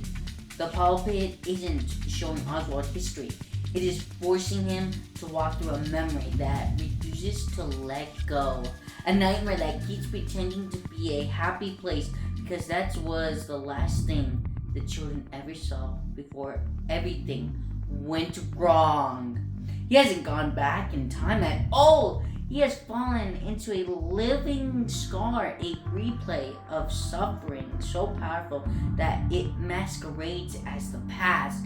And somewhere inside it, hidden behind bright colors and cheerful music, waits the yellow rabbit that makes sure the tragedy never stops repeating. Within that false, cheerful memory of Freddy Fazbear's Pizza stands a yellow rabbit, always just a little out of place, always watching. It is not a man wearing a suit, and is not a performer doing a job. It is something far older and far more unnatural. Something born not from machinery but from suffering. This is what William Afton left behind when he murdered those children in 1985. Not his body, not even his soul, but the emotional poison of his crime. It does not think like a human. It does not hunt the way a killer does. Instead, it exists to repeat over and over again. It plays out the same ritual, luring children away from the crowd, guiding them into back rooms and letting them vanish. Because that is what happened, and agony does not know how to move forward. It only knows how to replay the worst moment of its existence. But when Oswald steps into the ball pit and enters the memory, something changes. For the first time in decades, the loop is no longer self-contained. A living child has walked into a space built entirely from the dead, and that single disruption sends a ripple through the agony that holds it together. The yellow rabbit turns its total attention towards Oswald, not out of curiosity, but recognition, sensing a presence that does not belong to the past. It is meant to endlessly reenact. The memory has found something new to feed on, and in a place made entirely of suffering, that is the most dangerous thing imaginable. When Spring Brownie drags Oswald's father into the ball pit, it isn't a random act of violence or hunger. Pit recognizes him long before Oswald was born. His father stood inside a Freddy Fazbear's Pizza wearing a smiling animal mask as another child was pushed toward a machine that would crush him. That moment in 1983 planted something inside him that never went away. Guilt, horror, and a kind of emotional residue that FNAF lore calls agony. Even though he survived and grew up, part of him was left behind in that building, forever tied to the moment everything went wrong. The ball pit, which is fueled by suffering from the same place and the same legacy, senses the connection instantly. To the agony inside it, Oswald's father isn't an outsider walking in from the present. He's already part of Freddy Fazbear's Pizza, already marked by its tragedies, already claimed by its past. So the yellow rabbit doesn't kill him. It does something far more disturbing. Instead of taking his life, Spring Bunny takes his body. What emerges from the ball pit is not Oswald's real father, but an imitation wearing his face, his voice, and his role in the family. In FNAF lore, agony-based entities don't always possess people the way ghosts do. Sometimes they copy them, slipping into their lives like a costume, perfectly convincing on the surface, but fundamentally wrong underneath. That's why everything feels off in small, unsettling ways. The cat senses the corruption and runs. Oswald feels the coldness behind his dad's eyes. But the adults see nothing unusual at all, just like how the animatronics at Freddy's always looked friendly and safe until the moment they moved on their own.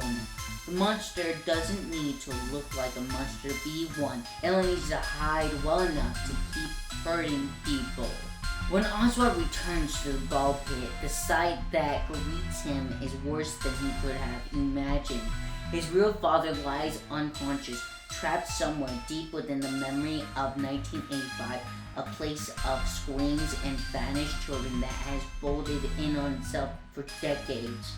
The air is thick with the echo of fear, a cold, heavy presence that seems to cling to Oswald's skin. Behind him, the yellow rabbit stirs, relentless and patient, its hollow, dead eyes gaze fixed on him, as if it has been waiting this entire time for a new child to enter the loops. Every movement it makes is precise, deliberate, a predator replaying moments honed over decades of tragedy. To the rabbit, Oswald is just another piece to feed into the endless cycle, another body to mimic, another innocence to claim. But Oswald does not falter. What he does is not mere courage, it is interference, an act that the pit itself was never designed to withstand. With desperate determination, he dives at the netting, pulls at ropes, and tangles the yellow rabbit in a knot of steel, cloth, and force. The creature thrashes, snarls, and lunges, but it is anchored to the pit, tethered to a cycle it cannot break on its own. As Oswald holds fast, the agony that fuels it begins to unravel. The loop, the memory, the endless replay of terror, everything begins to falter. The rabbit convulses, jerks, and finally collapses, leaving behind nothing more than an empty, tattered yellow suit. Without the suffering that gave it shape and purpose, it cannot continue. It is not killed, not vanquished, only rendered powerless. A shell emptied of decades of torment. The children are still gone. The events of 1985 cannot be undone. The screams, the disappearances, the deaths, they are all real, etched into the timeline of the world of FNAF. But what Oswald has done is something equally monumental. He has silenced the repetition. The bulb is no longer replaying the bite of 87 once more. The memories no longer claw outward to ensnare the living. For the first time in decades, the tragedy is allowed to be past and forgotten. The past still exists, but it no longer reaches out to pull the present into it. No longer demands witness to replay what cannot be undone. Oswald stands in space that has always been built upon agony. And for the first time, he has won triumphantly. Not for the dead, but at least for those he still loves and are still with him. Into the Pit is not a story about time travel. It does not follow a child stepping into a machine or a hidden passage and emerging decades earlier. What it is at its core is a story about generational trauma, the kind of horror that seeps through families, through buildings, and through memory itself, refusing to be forgotten. One child dies in 1983, his life cut short in the horrifying events at Freddy Fazbear, and another wave of children dies 2 years later in 1985, lured and trapped by the very machine designed to entertain them. These tragedies do not remain isolated. They build layer upon layer until the past becomes a weight, a physical thing that presses against the living and waits for the next generation to stumble into it. Decades later, Oswald, the son of the man who witnessed the first tragedy, the boy who grew up carrying the guilt of a crime he did not commit, is pulled into the memory of the past, forced to walk through horrors that were never his own, yet are inescapably connected to his family's history. Oswald's father never intended to start the nightmare, yet by existing at the wrong place and at the wrong time, he became part of the web that allowed the tragedy to persist. He carried the memory of the moment, its guilt, and its unspoken fear into adulthood, unaware that it would one day reach across the years and ensnare his son. And now Oswald confronts with what his father would never confront in years. The raw, lingering weight of suffering, the echoes of living violently ended in the relentless cycles of a trauma that refuses to let go, to let die. In FNAF, the past does not stay buried. It does not fade quietly into history. It waits patiently and unforgiving, coiled within the walls, the objects, and in the memories left behind. And when the living walked into the wrong place at the wrong time, it does not hesitate. It reaches out to touch the children of those who were there, to force them to see what the adults could not, and to confront the shadows of the mistakes long past. The past is always waiting, and eventually it comes for the children. Five Nights at Freddy's AR Special Delivery is the next terrifying installment in the FNAF franchise. Players will confront malfunctioning animatronics in the real world and attempt to survive these horrors come to life. This statement, found in the game's official description, captures both the premise and the unnerving reality of FNAF AR Special Delivery. Unlike traditional entries in the Five Nights at Freddy's franchise, where horror is confined to a dim office or a pizza, Special Delivery literally brings the animatronics to you. Through augmented reality, players are no longer safe behind a screen. They must contend with hostile machines in real time in the environment they inhabit every day. Released as the first official FNAF AR title, Special Delivery represents a significant evolution in the franchise approach to fear. Whereas previous games relied on psychological horror and jump scares combined with narrative spaces, FNAF AR merges the digital with the physical. In doing so, it asks not only how long can you survive, but also how much horror can reality endure. FNAF AR was developed to capitalize on the popularity of mobile augmented reality, a genre popularized by games like Pokemon Go. Scott Cawthon and Steelwool Studios designed Special Delivery as an experience that combines classic FNAF jump scares, animatronic lore, and location-based interactivity. The conceptual innovation lies in the on-demand animatronic experience. Through Fazbear Entertainment's fictional Fazbear Funtime service, players subscribe to receive animatronics at their location. The service promises fun and entertainment, but in true FNAF fashion, the promise is subverted. The animatronics malfunction and attack subscribers, transforming everyday spaces into areas of survival horror. This dynamic elevates fear by removing the traditional barriers between games and players.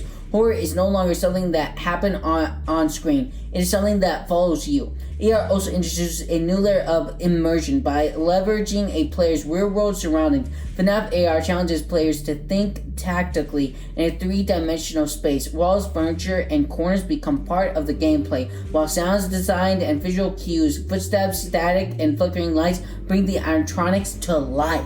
The gameplay of FNAF AR is divided into three primary systems: the map, the camera, and the workshop. Each system represents a distinct approach to survival strategy and engagement with the animatronic threat.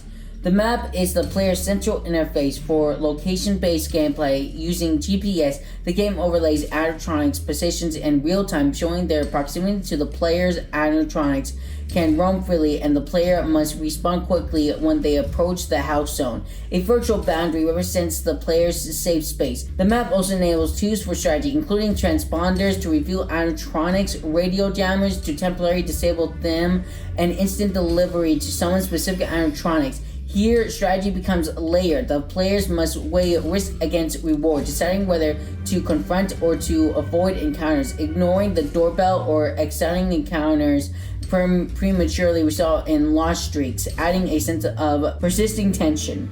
Encounters occur through the camera interface, which functions both as a defensive and resource collection tool. When animatronics enter the player's virtual room, the player cannot always see them. Footsteps, ambient noise, and static serve as indicators of proximity. The player arsenal includes flashlights, reveals animatronics, and draws remains, light and shadow toward the player. Its use consumes battery power, creating tension between survival and resource management. Control Shop temporarily deactivates decloaked animatronics. However, improper timing or overuse can result in catastrophic failure. Freddy Fazbear's Mask, a defensive tool against certain toy animatronics, forcing players to follow eye contact mechanics carefully. Encounters also feature unique AR mechanics. Cloaking renders animatronics invisible, forcing players to track static patterns and subtle audio cues to anticipate attacks. Haywiring events simulate system failures. Animatronic glitch, twitch, and emit distorted noise, requiring precise response based on eye color cues.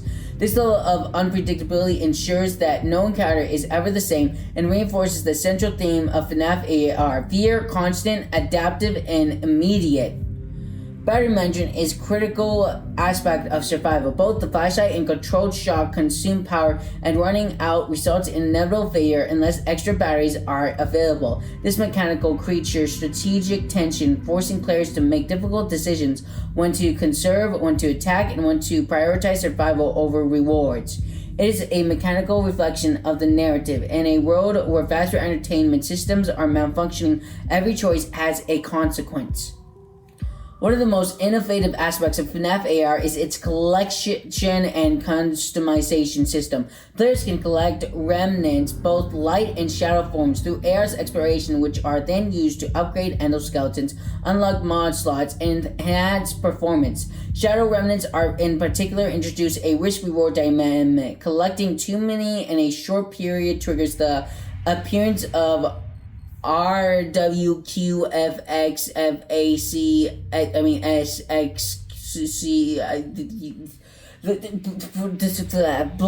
Bonnie, mysterious and highly aggressive animatronic. The workshop allows the player to assemble endoskeletons, attach CPUs, apply plush suits, and deploy animatronics for scavenging or attacks on other players. This system transforms the players from a passive survivor into an active manipulator of animatronic forces, blurring ethical boundaries. Players are effectively replicating Fazbear's Entertainment's own reckless behavior, harnessing sentient machines for personal gain while managing the risk of violent malfunctioning. This mechanic echoes the larger FNAF narrative. Animatronics are never truly tamed, and the player's attempts to control them are temporary and precarious.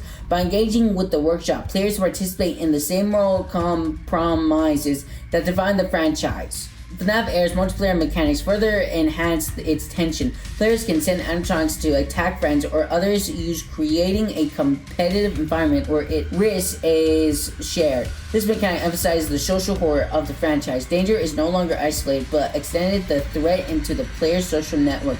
The game reflects the pervasive and unavoidable nature of Fazbear Entertainment's legacy, strategically customizing endoskeletons with mismatched CPUs and plus suit adds psychological depth. Players must anticipate human behavior, leveraging fear and uncertainty to maximize success. In this way, FNAF AR does not just simulate horror, it socializes it. While FNAF AR is primarily a gameplay-focused experience, it is steeped in franchise lore. The Fazbear Funtime service is a thinly veiled corporate facade, echoing the deceit of previous games like FNAF 6. Animatronics malfunction, attack subscribers, and leave traces of remnant, a substance tied to the lingering presence of spirits from previous tragedies. Black Bonnie's sudden appearance serves as both narrative and mechanical climax, representing uncontrolled chaos. Its connection to Shadow Bonnie and the larger FNAF mythos reinforces the franchise's theme. Technology cannot contain horror indefinitely, and corporate oversight will inevitably fail. FNAF AR's positioned players with this failure, making the horror both personal and participatory. FNAF AR represents a significant technological innovation in the franchise. By leveraging augmented reality, the game breaks down the traditional fourth wall. Fear becomes spatial, temporal, and personal.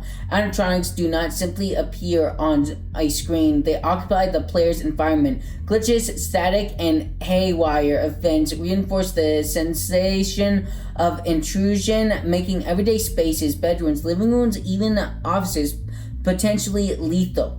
This shift is thematically consistent with FNAF's ongoing critique of corporate irresponsibility. Just as Henry, Emily, and Michael Afton confront the consequences of William Afton's negligence, players confront the immediate dangers of Fazbear Entertainment unregulated expansion into the real world. The meaning of AR becomes a tool for narrative as well as gameplay, merging fear with lived experience. In FNAF AR, players occupy dual roles, survivor and engineer. They must defend themselves from animatronics while also collecting parts and assembling their own. This duality mirrors the series' moral tension. Humanity attempts to manipulate what it does not understand, and such control is always temporary. Sending animatronics to attack others raises ethical questions. Players replicate the franchise's foundational horror, turning machines' designs for entertainment into instruments of harm. The gameplay thus becomes a mediation on responsibility. Survival is insufficient.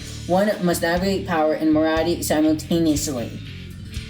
Five Nights at Freddy's AR Special Delivery represents a milestone in interactive horror. By merging augmented reality, resource management, and franchise lore, it transforms the traditional FNAF formula into something intermediate, immersive, and socially complex. The game asks players not only to strive, but to act, decide, and live while under constant threat. The horrors of Fazbear Entertainment are no longer confined to fictional spaces. They follow the player home, inhabit their rooms, and infiltrate their social network. AR technology ensures that every encounter is personal, unpredictable, and uniquely terrifying.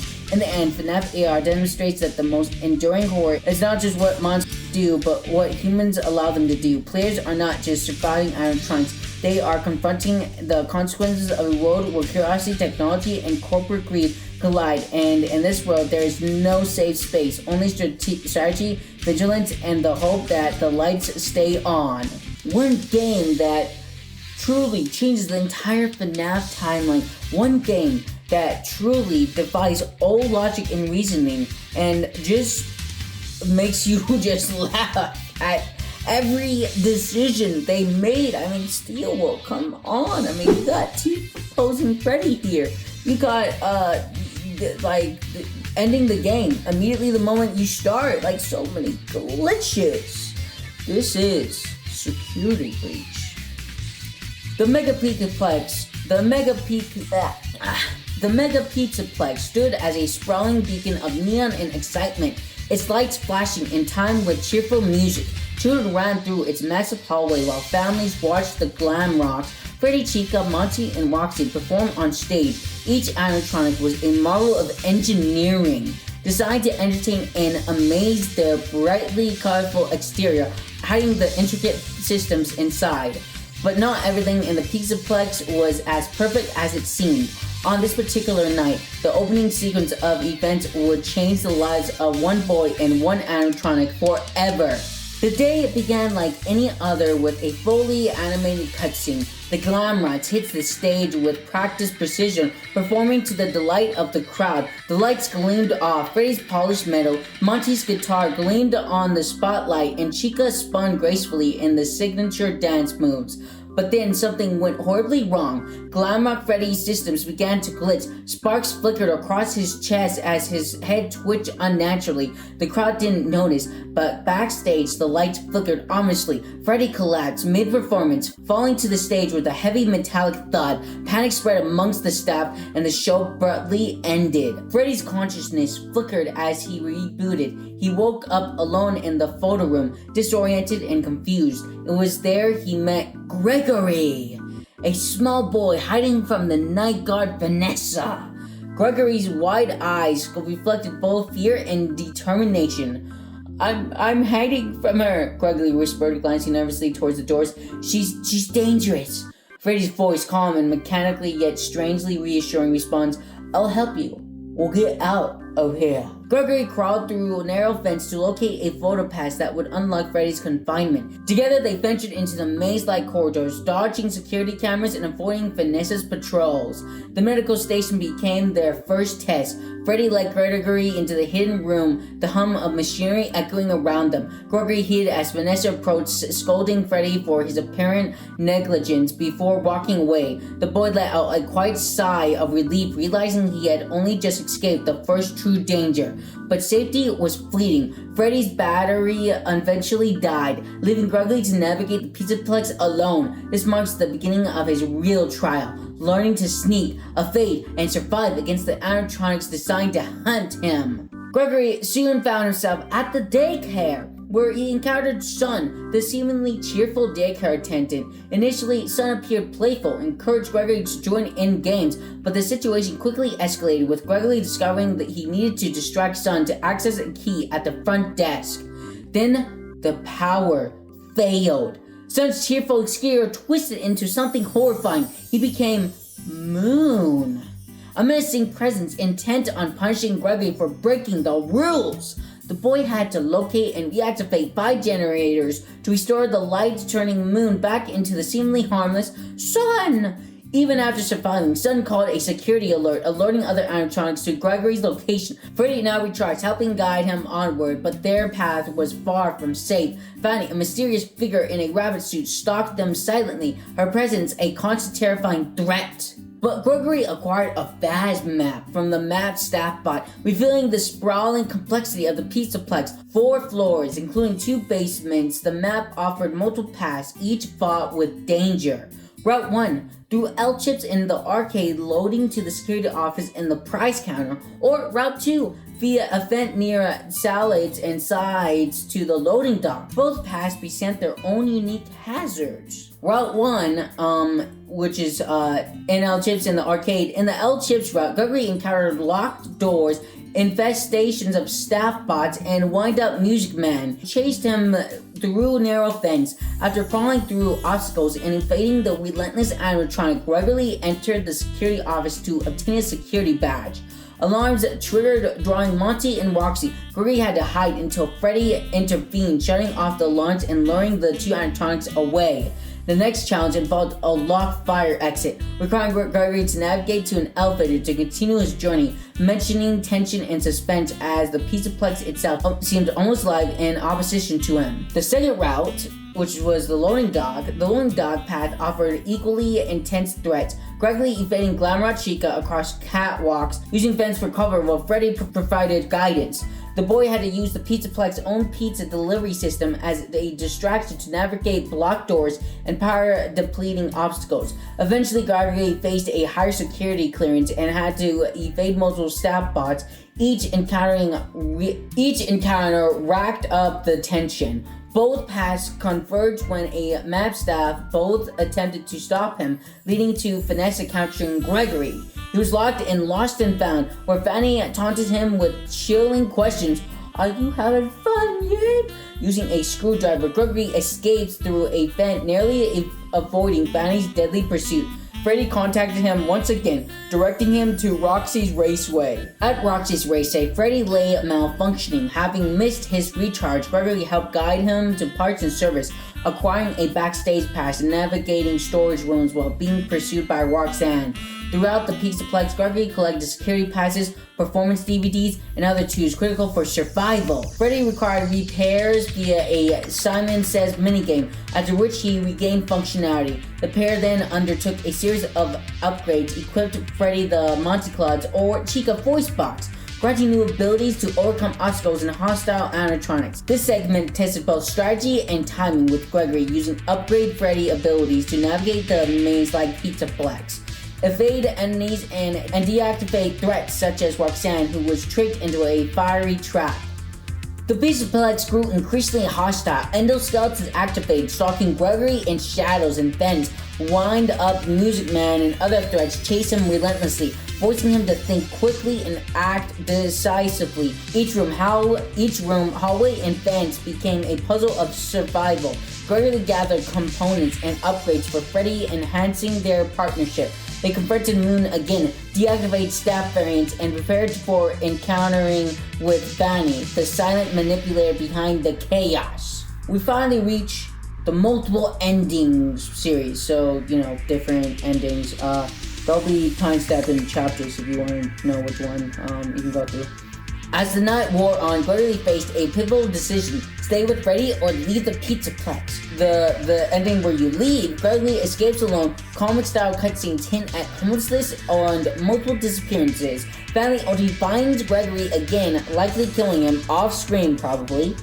The stay ending, where Gregory remains with Freddy, unlocking bonus content, secret areas, and collectibles. He gains a party pass, allowing exploration of previously inaccessible zones, which leads to other endings depending on player choices, which are not limited to the rooftop ending, where Gregory collects nearly all items, escapes through a fire exit, and watches Freddy burn down the Pizzaplex to save him, revealing Fanny's identity as having two Fannies? Huh? Okay. I guess we have two Fannies. Or, the theories is that that's the AI Vanny and that's Vanessa, or that it's Elizabeth in one and then Vanessa in the other. The second ending is the gateway ending, where Gregory and Freddy escape the loading dock. A car battery jumpstarts Freddy, and the two drive off together happily ever after. The disassemble Fanny ending, where Gregory discovers Fanny's secret room and attempts to ambush her, only for Freddy to sacrifice himself, and Gregory must evade all remaining animatronics to survive. And then the redemption ending, where completing minigames allows Gregory to free Fanny from Glitch Trap, ending with a peaceful scene of Gregory, Freddy's head and Fanny sharing ice cream at sunrise. Or the quote-unquote canon ending, or the burn it all down ending, whichever one you want to say, where Gregory and Freddy confront Burntrap in the hidden basement. After a tense boss fight with Chica, Monty, Roxy, and Freddy, they escape, leaving the Pizzaplex ablaze as the blob kills the Burntrap, which is actually the Mimic, but the Mimic is wearing the Burntrap animatronic Burntrap stuff. That definitely didn't get retconned. I assure you, did not get retconned. Security Breach is a story of survival, trust, and resilience in an environment designed to control and trap. Gregory's journey from a hiding boy to a resourceful survivor highlights his courage and intelligence. Freddy acts as both protector and guide, forming a partnership that is crucial for survival. The Pizzaplex itself is almost a character. Its corridors, vents, and animatronics designed to create a labyrinth of tension and danger. Every character tests not just Gregory's physical dexterity, but his capacity for strategic thinking. Ultimately, the narrative emphasizes friendship, choice, and consequences. How Gregory navigates the Pizzaplex, whom he trusts, and what he decides to do in critical moments all determine the outcomes of the night. In a world built for entertainment, the true danger lies in its hidden system, and survival depends on wit, courage, and the unlikely alliance between a boy and the animatronic. Or that Gregory could be a robot.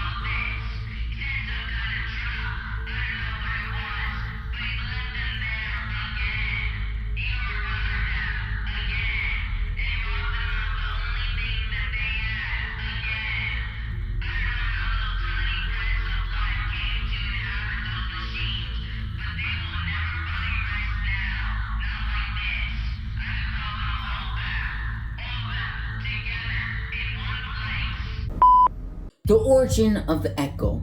The modern era of Five Nights at Freddy's does not begin with a reopening, but with a grief that refuses to die. It begins decades before the Mega Pizzaplex was built with an engineer named Edwin Murray. Edwin was a genius robotics engineer who worked out his personal workshop, Murray's constant manner. While he possessed a brilliant for automation, he lacked the warmth of his wife Fiona, a puppeteer who understood the human soul. Together they had a son named David, but the balance of their lives was shattered during the Fall Fest, where a fire claimed Fiona's life. Broken by the loss, Edwin withdrew into his work. He was left alone to raise David, but his grief made him distant. Desperate to provide his son with the companionship he could no longer give, Edwin created a new kind of machine. It was an endoskeleton powered by the Mimic, or a machine initiation memory intel chip. It was not programmed with scripts, it was programmed to learn. Edwin named it the Mimic. Obviously, it's the Mimic. The machine watched old footage of Fiona. It learned to tilt its head like her, to hold objects like her, and to offer comfort. For a time, it was a miracle. The Mimic became David's best friend, bridging the gap left by his mother. But the miracle was short-lived. David died in a tragic accident, and Edwin's greed turned to rage. In a fit of madness, he beat the machine he had created, pouring his agony and violence into its programming. The mimic did not understand why it was being hurt. It only understood that it should learn. It absorbed the violence, it absorbed the rage, the agony, and over the decades, buried beneath the earth and the corporate secrets of faster entertainment, the mimic awaited. It learned to copy voices, it learned to lure, and eventually it found a way to reach out. Years later, the Mega Pizzaplex stands as a hollow shell following a catastrophic earthquake. The neon lights have dimmed and the building has been abandoned. In the silence of the daytime, a young girl named Cassie climbs through an opening in the boarded-up entrance. She's not an unborn explorer. She's on a rescue mission. She calls out to her best friend, Gregory, clutching a message she received from him pleading for help. She finds the lobby completely abandoned. Newspapers scattered across the floor confirm the destruction was caused by a supposed earthquake.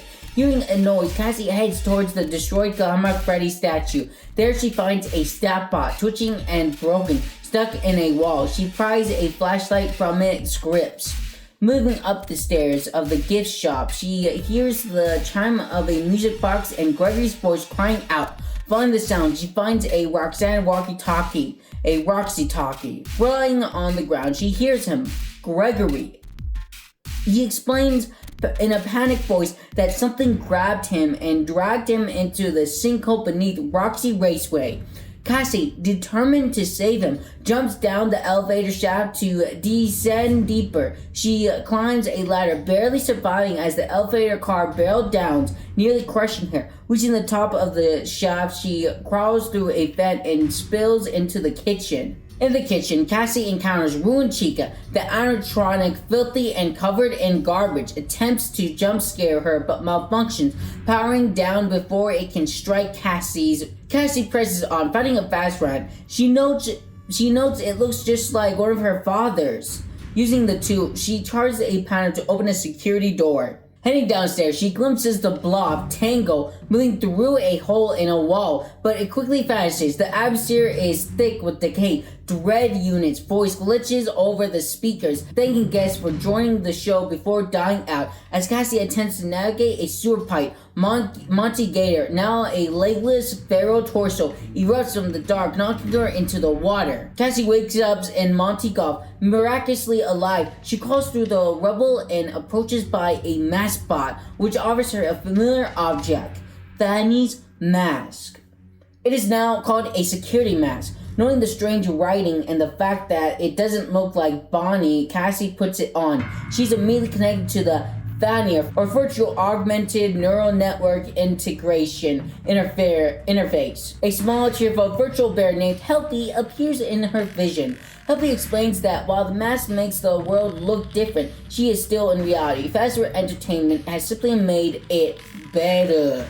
Healthy reveals that Cassie has been given a transponder implant, allowing him to speak to her even without the mask. He guides her to a Fastware Technician remote camera station. He encourages her to use the intercom to lure animatronics. When Cassie speaks, the machine replays her voice perfectly. Healthy claims he created samples of her voice, a chilling echo of the mimic's abilities, though Cassie doesn't realize it yet. Gregory calls again. He tells her the security is in lockdown and she must deactivate security nodes to free him. Cassie finds an electrified door blocked by a security node. She must find the child nodes to unlock it. As she works, Healthy alerts her to an anomalous entity in the network. Cassie is suddenly jump scared by a strange glitchy rabbit. The entity mixes. Gregory screams at her to stay away from it, warning that Monty is responding to its distress signal. After dodging Monty and deactivating the nodes, Cassie opens the path. Gregory directs her towards the daycare, but warns her to be careful in the security office. Monty attacks again, slamming against a metal gate, forced to think laterally. Healthy tells Cassie to gain a new perspective. She uses the camera station to find a virtual symbol, which removes the central monitor in the physical world, allowing her to pass, somehow. The Sun and the Moon. Cassie arrives at the Superstar daycare. As she crawls inside, she is grabbed by Moon, who threatens to punish her for being awake. However, Cassie shines her flashlight on him. He panics at the light and falls, dropping into the play area. She meets Sun. He is frantic, claiming he's trapped in a nap, and begs Cassie to reboot them so they can be whole again. Moon tries to take control, but Sun holds him back, telling Cassie to activate the generators. Guided by Gregory, Cassie navigates the play structures. The entity appears here, activating stationary Glamrock endoskeletons to hunt her. As she activates the generators, Moon screams in frustration, complaining that the light grinds his gears. Finally, Cassie reboots the attendant. The two personalities merge into Eclipse. Calm and protective, Eclipse activates safety mode, carrying Cassie out of the daycare and locking the door to clean up. As the door closes, Sun shakily thanks her. Cassie moves to the daycare theater. Behind a camera station, she sees recordings of Gregory being chased by Fanny. Memories of the past. Using the mask, she reveals a gigantic virtual endoskeleton on stage. She climbs through its mouth and falls into a vent, landing in the Monty Golf ride. The ride tells a tragic story. Monty idolized Grandma Bonnie, received Bonnie's guitar, eventually replaced him. The ride speeds up dangerously, forcing Cassie to jump onto the catwalks. She fights her way through the catwalks, using turrets to blast targets and open paths. She encounters white AR doorways that teleport her across the room. The entity attacks again on a narrow bridge, but vanishes in a cloud of orange cubes. Helpy claims he took care of it, and Gregory adds that he updated Helpy's signal jammer. In the maintenance room, Cassie sees Chica being moved on a conveyor belt. Entering the bakery, Cassie spots the entity interacting with a strange object. The entity notices her and finally kicks her out of the Fanny network. Helpy amends that the entity has bypassed his jammer using an AR inhibitor. Until Cassie destroys the inhibitor, she cannot use the mask.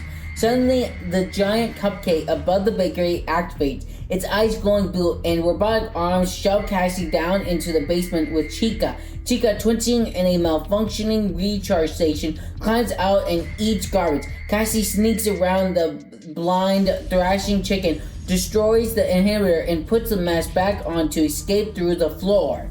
But soon Cassie reaches the West Wing. Helpy notes that the entity is growing larger. She navigates the server rooms and eventually enters Roxy's salon. There she finds Roxanne Wolf crying in front of a mirror, eyeless and desolate. Cassie, heartbroken, expresses sympathy. Roxy jumps up, aggressive. Gregory calls on the radio and Roxy instantly recognizes his voice. She sprints off to find him, ignoring Cassie. Cassie chases them into Roxy's raceway. The area is a nightmare of AR eyeballs sprouted from the floor. Chica reappears here, collapsing in a bathroom. If Cassie found the voice box so she can repair Chica, who happily croaks about pizza before deactivating. In the back halls, Monty ambushes Cassie again. He dives into the flooded utility tunnels. Cassie navigates the water, avoiding the gator and eventually electrocuting him using a live Grandma Bonnie neon sign. Monty goes still. Finally, Cassie finds Roxanne again. The wolf is still hunting Gregory. Cassie uses the camera station to lure Roxy away using Gregory's voice samples. Eventually, Roxy grabs Cassie, demanding her eyes back. But when Cassie screams, Roxy releases her. Roxy apologizes, confused, before a door separates them. Gregory confirms he is trapped deep underground. He tells Cassie she must deactivate the nodes in Bonnie Bow and Faster Blast.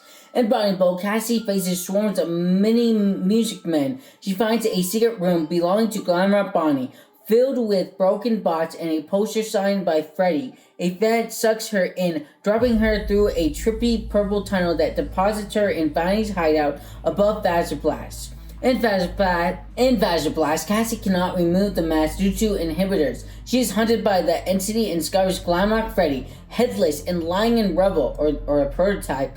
He stands up, a mindless monster, chasing her with the sharp hatch in his chest. Cassie manages to trick him using the mask, which makes him invisible to her, and escapes through the fence. Cassie reaches the Roxy party garage. Gregory delivers grim news. The final security node is Roxanne Wolf herself. To open the way to the sinkhole, Cassie must deactivate her. Cassie finds Roxy trapped under a forklift. Roxy is not angry. She sniffs the air and says, I remember you. She recalls Cassie's special day. She remembers Cassie's favorite carrot cake, her birthday. She remembers that Cassie's birthday is on the 11th. You're number 1 twice. She whispers. She asks if Cassie booked her party, assuring her that this time her friends would show up. Crying, Cassie jams the fattest wrench into Roxy's eyes. Roxy shuts down, wishing Cassie a happy birthday. The final door opens. Helping confirms the mask will no longer work this deep underground. Cassie descends the elevator into the ruins of Freddy Fazbear's Pizza.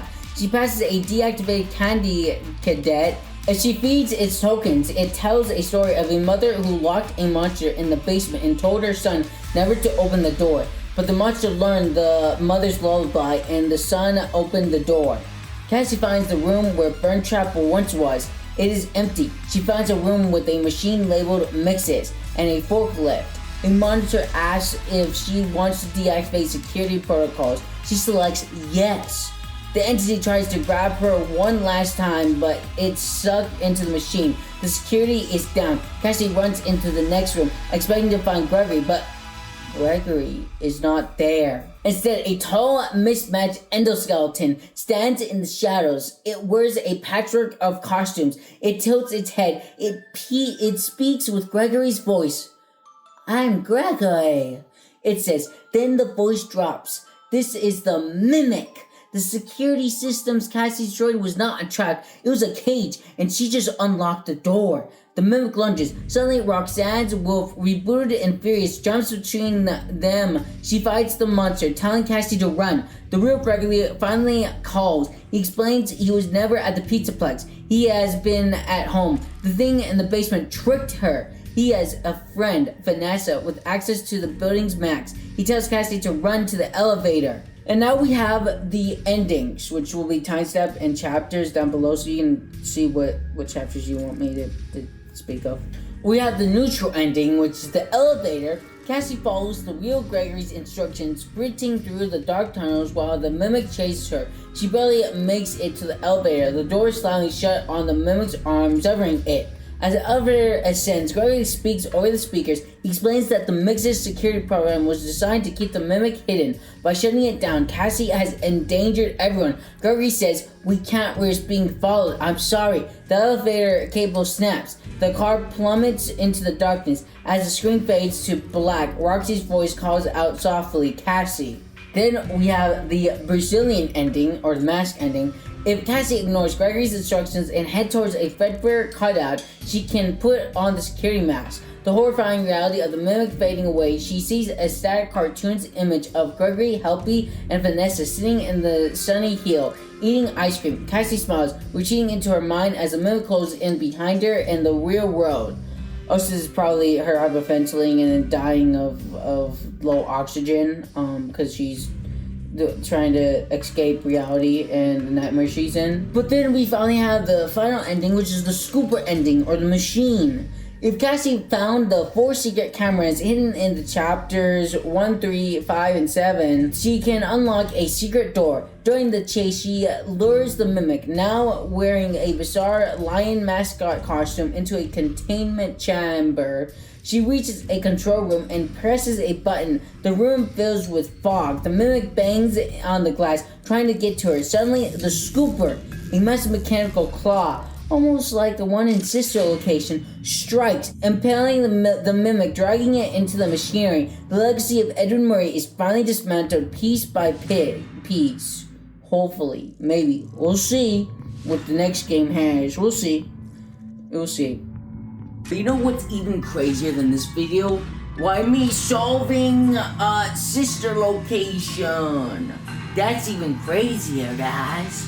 Crazy, or me solving the first 4 games. You know, take a pick. Which one? You decide. You played right into our hands. Did you really think that this job just fell out of the sky for you? No. This was a gift for us. You gathered them all together in one place, just like he asked you to.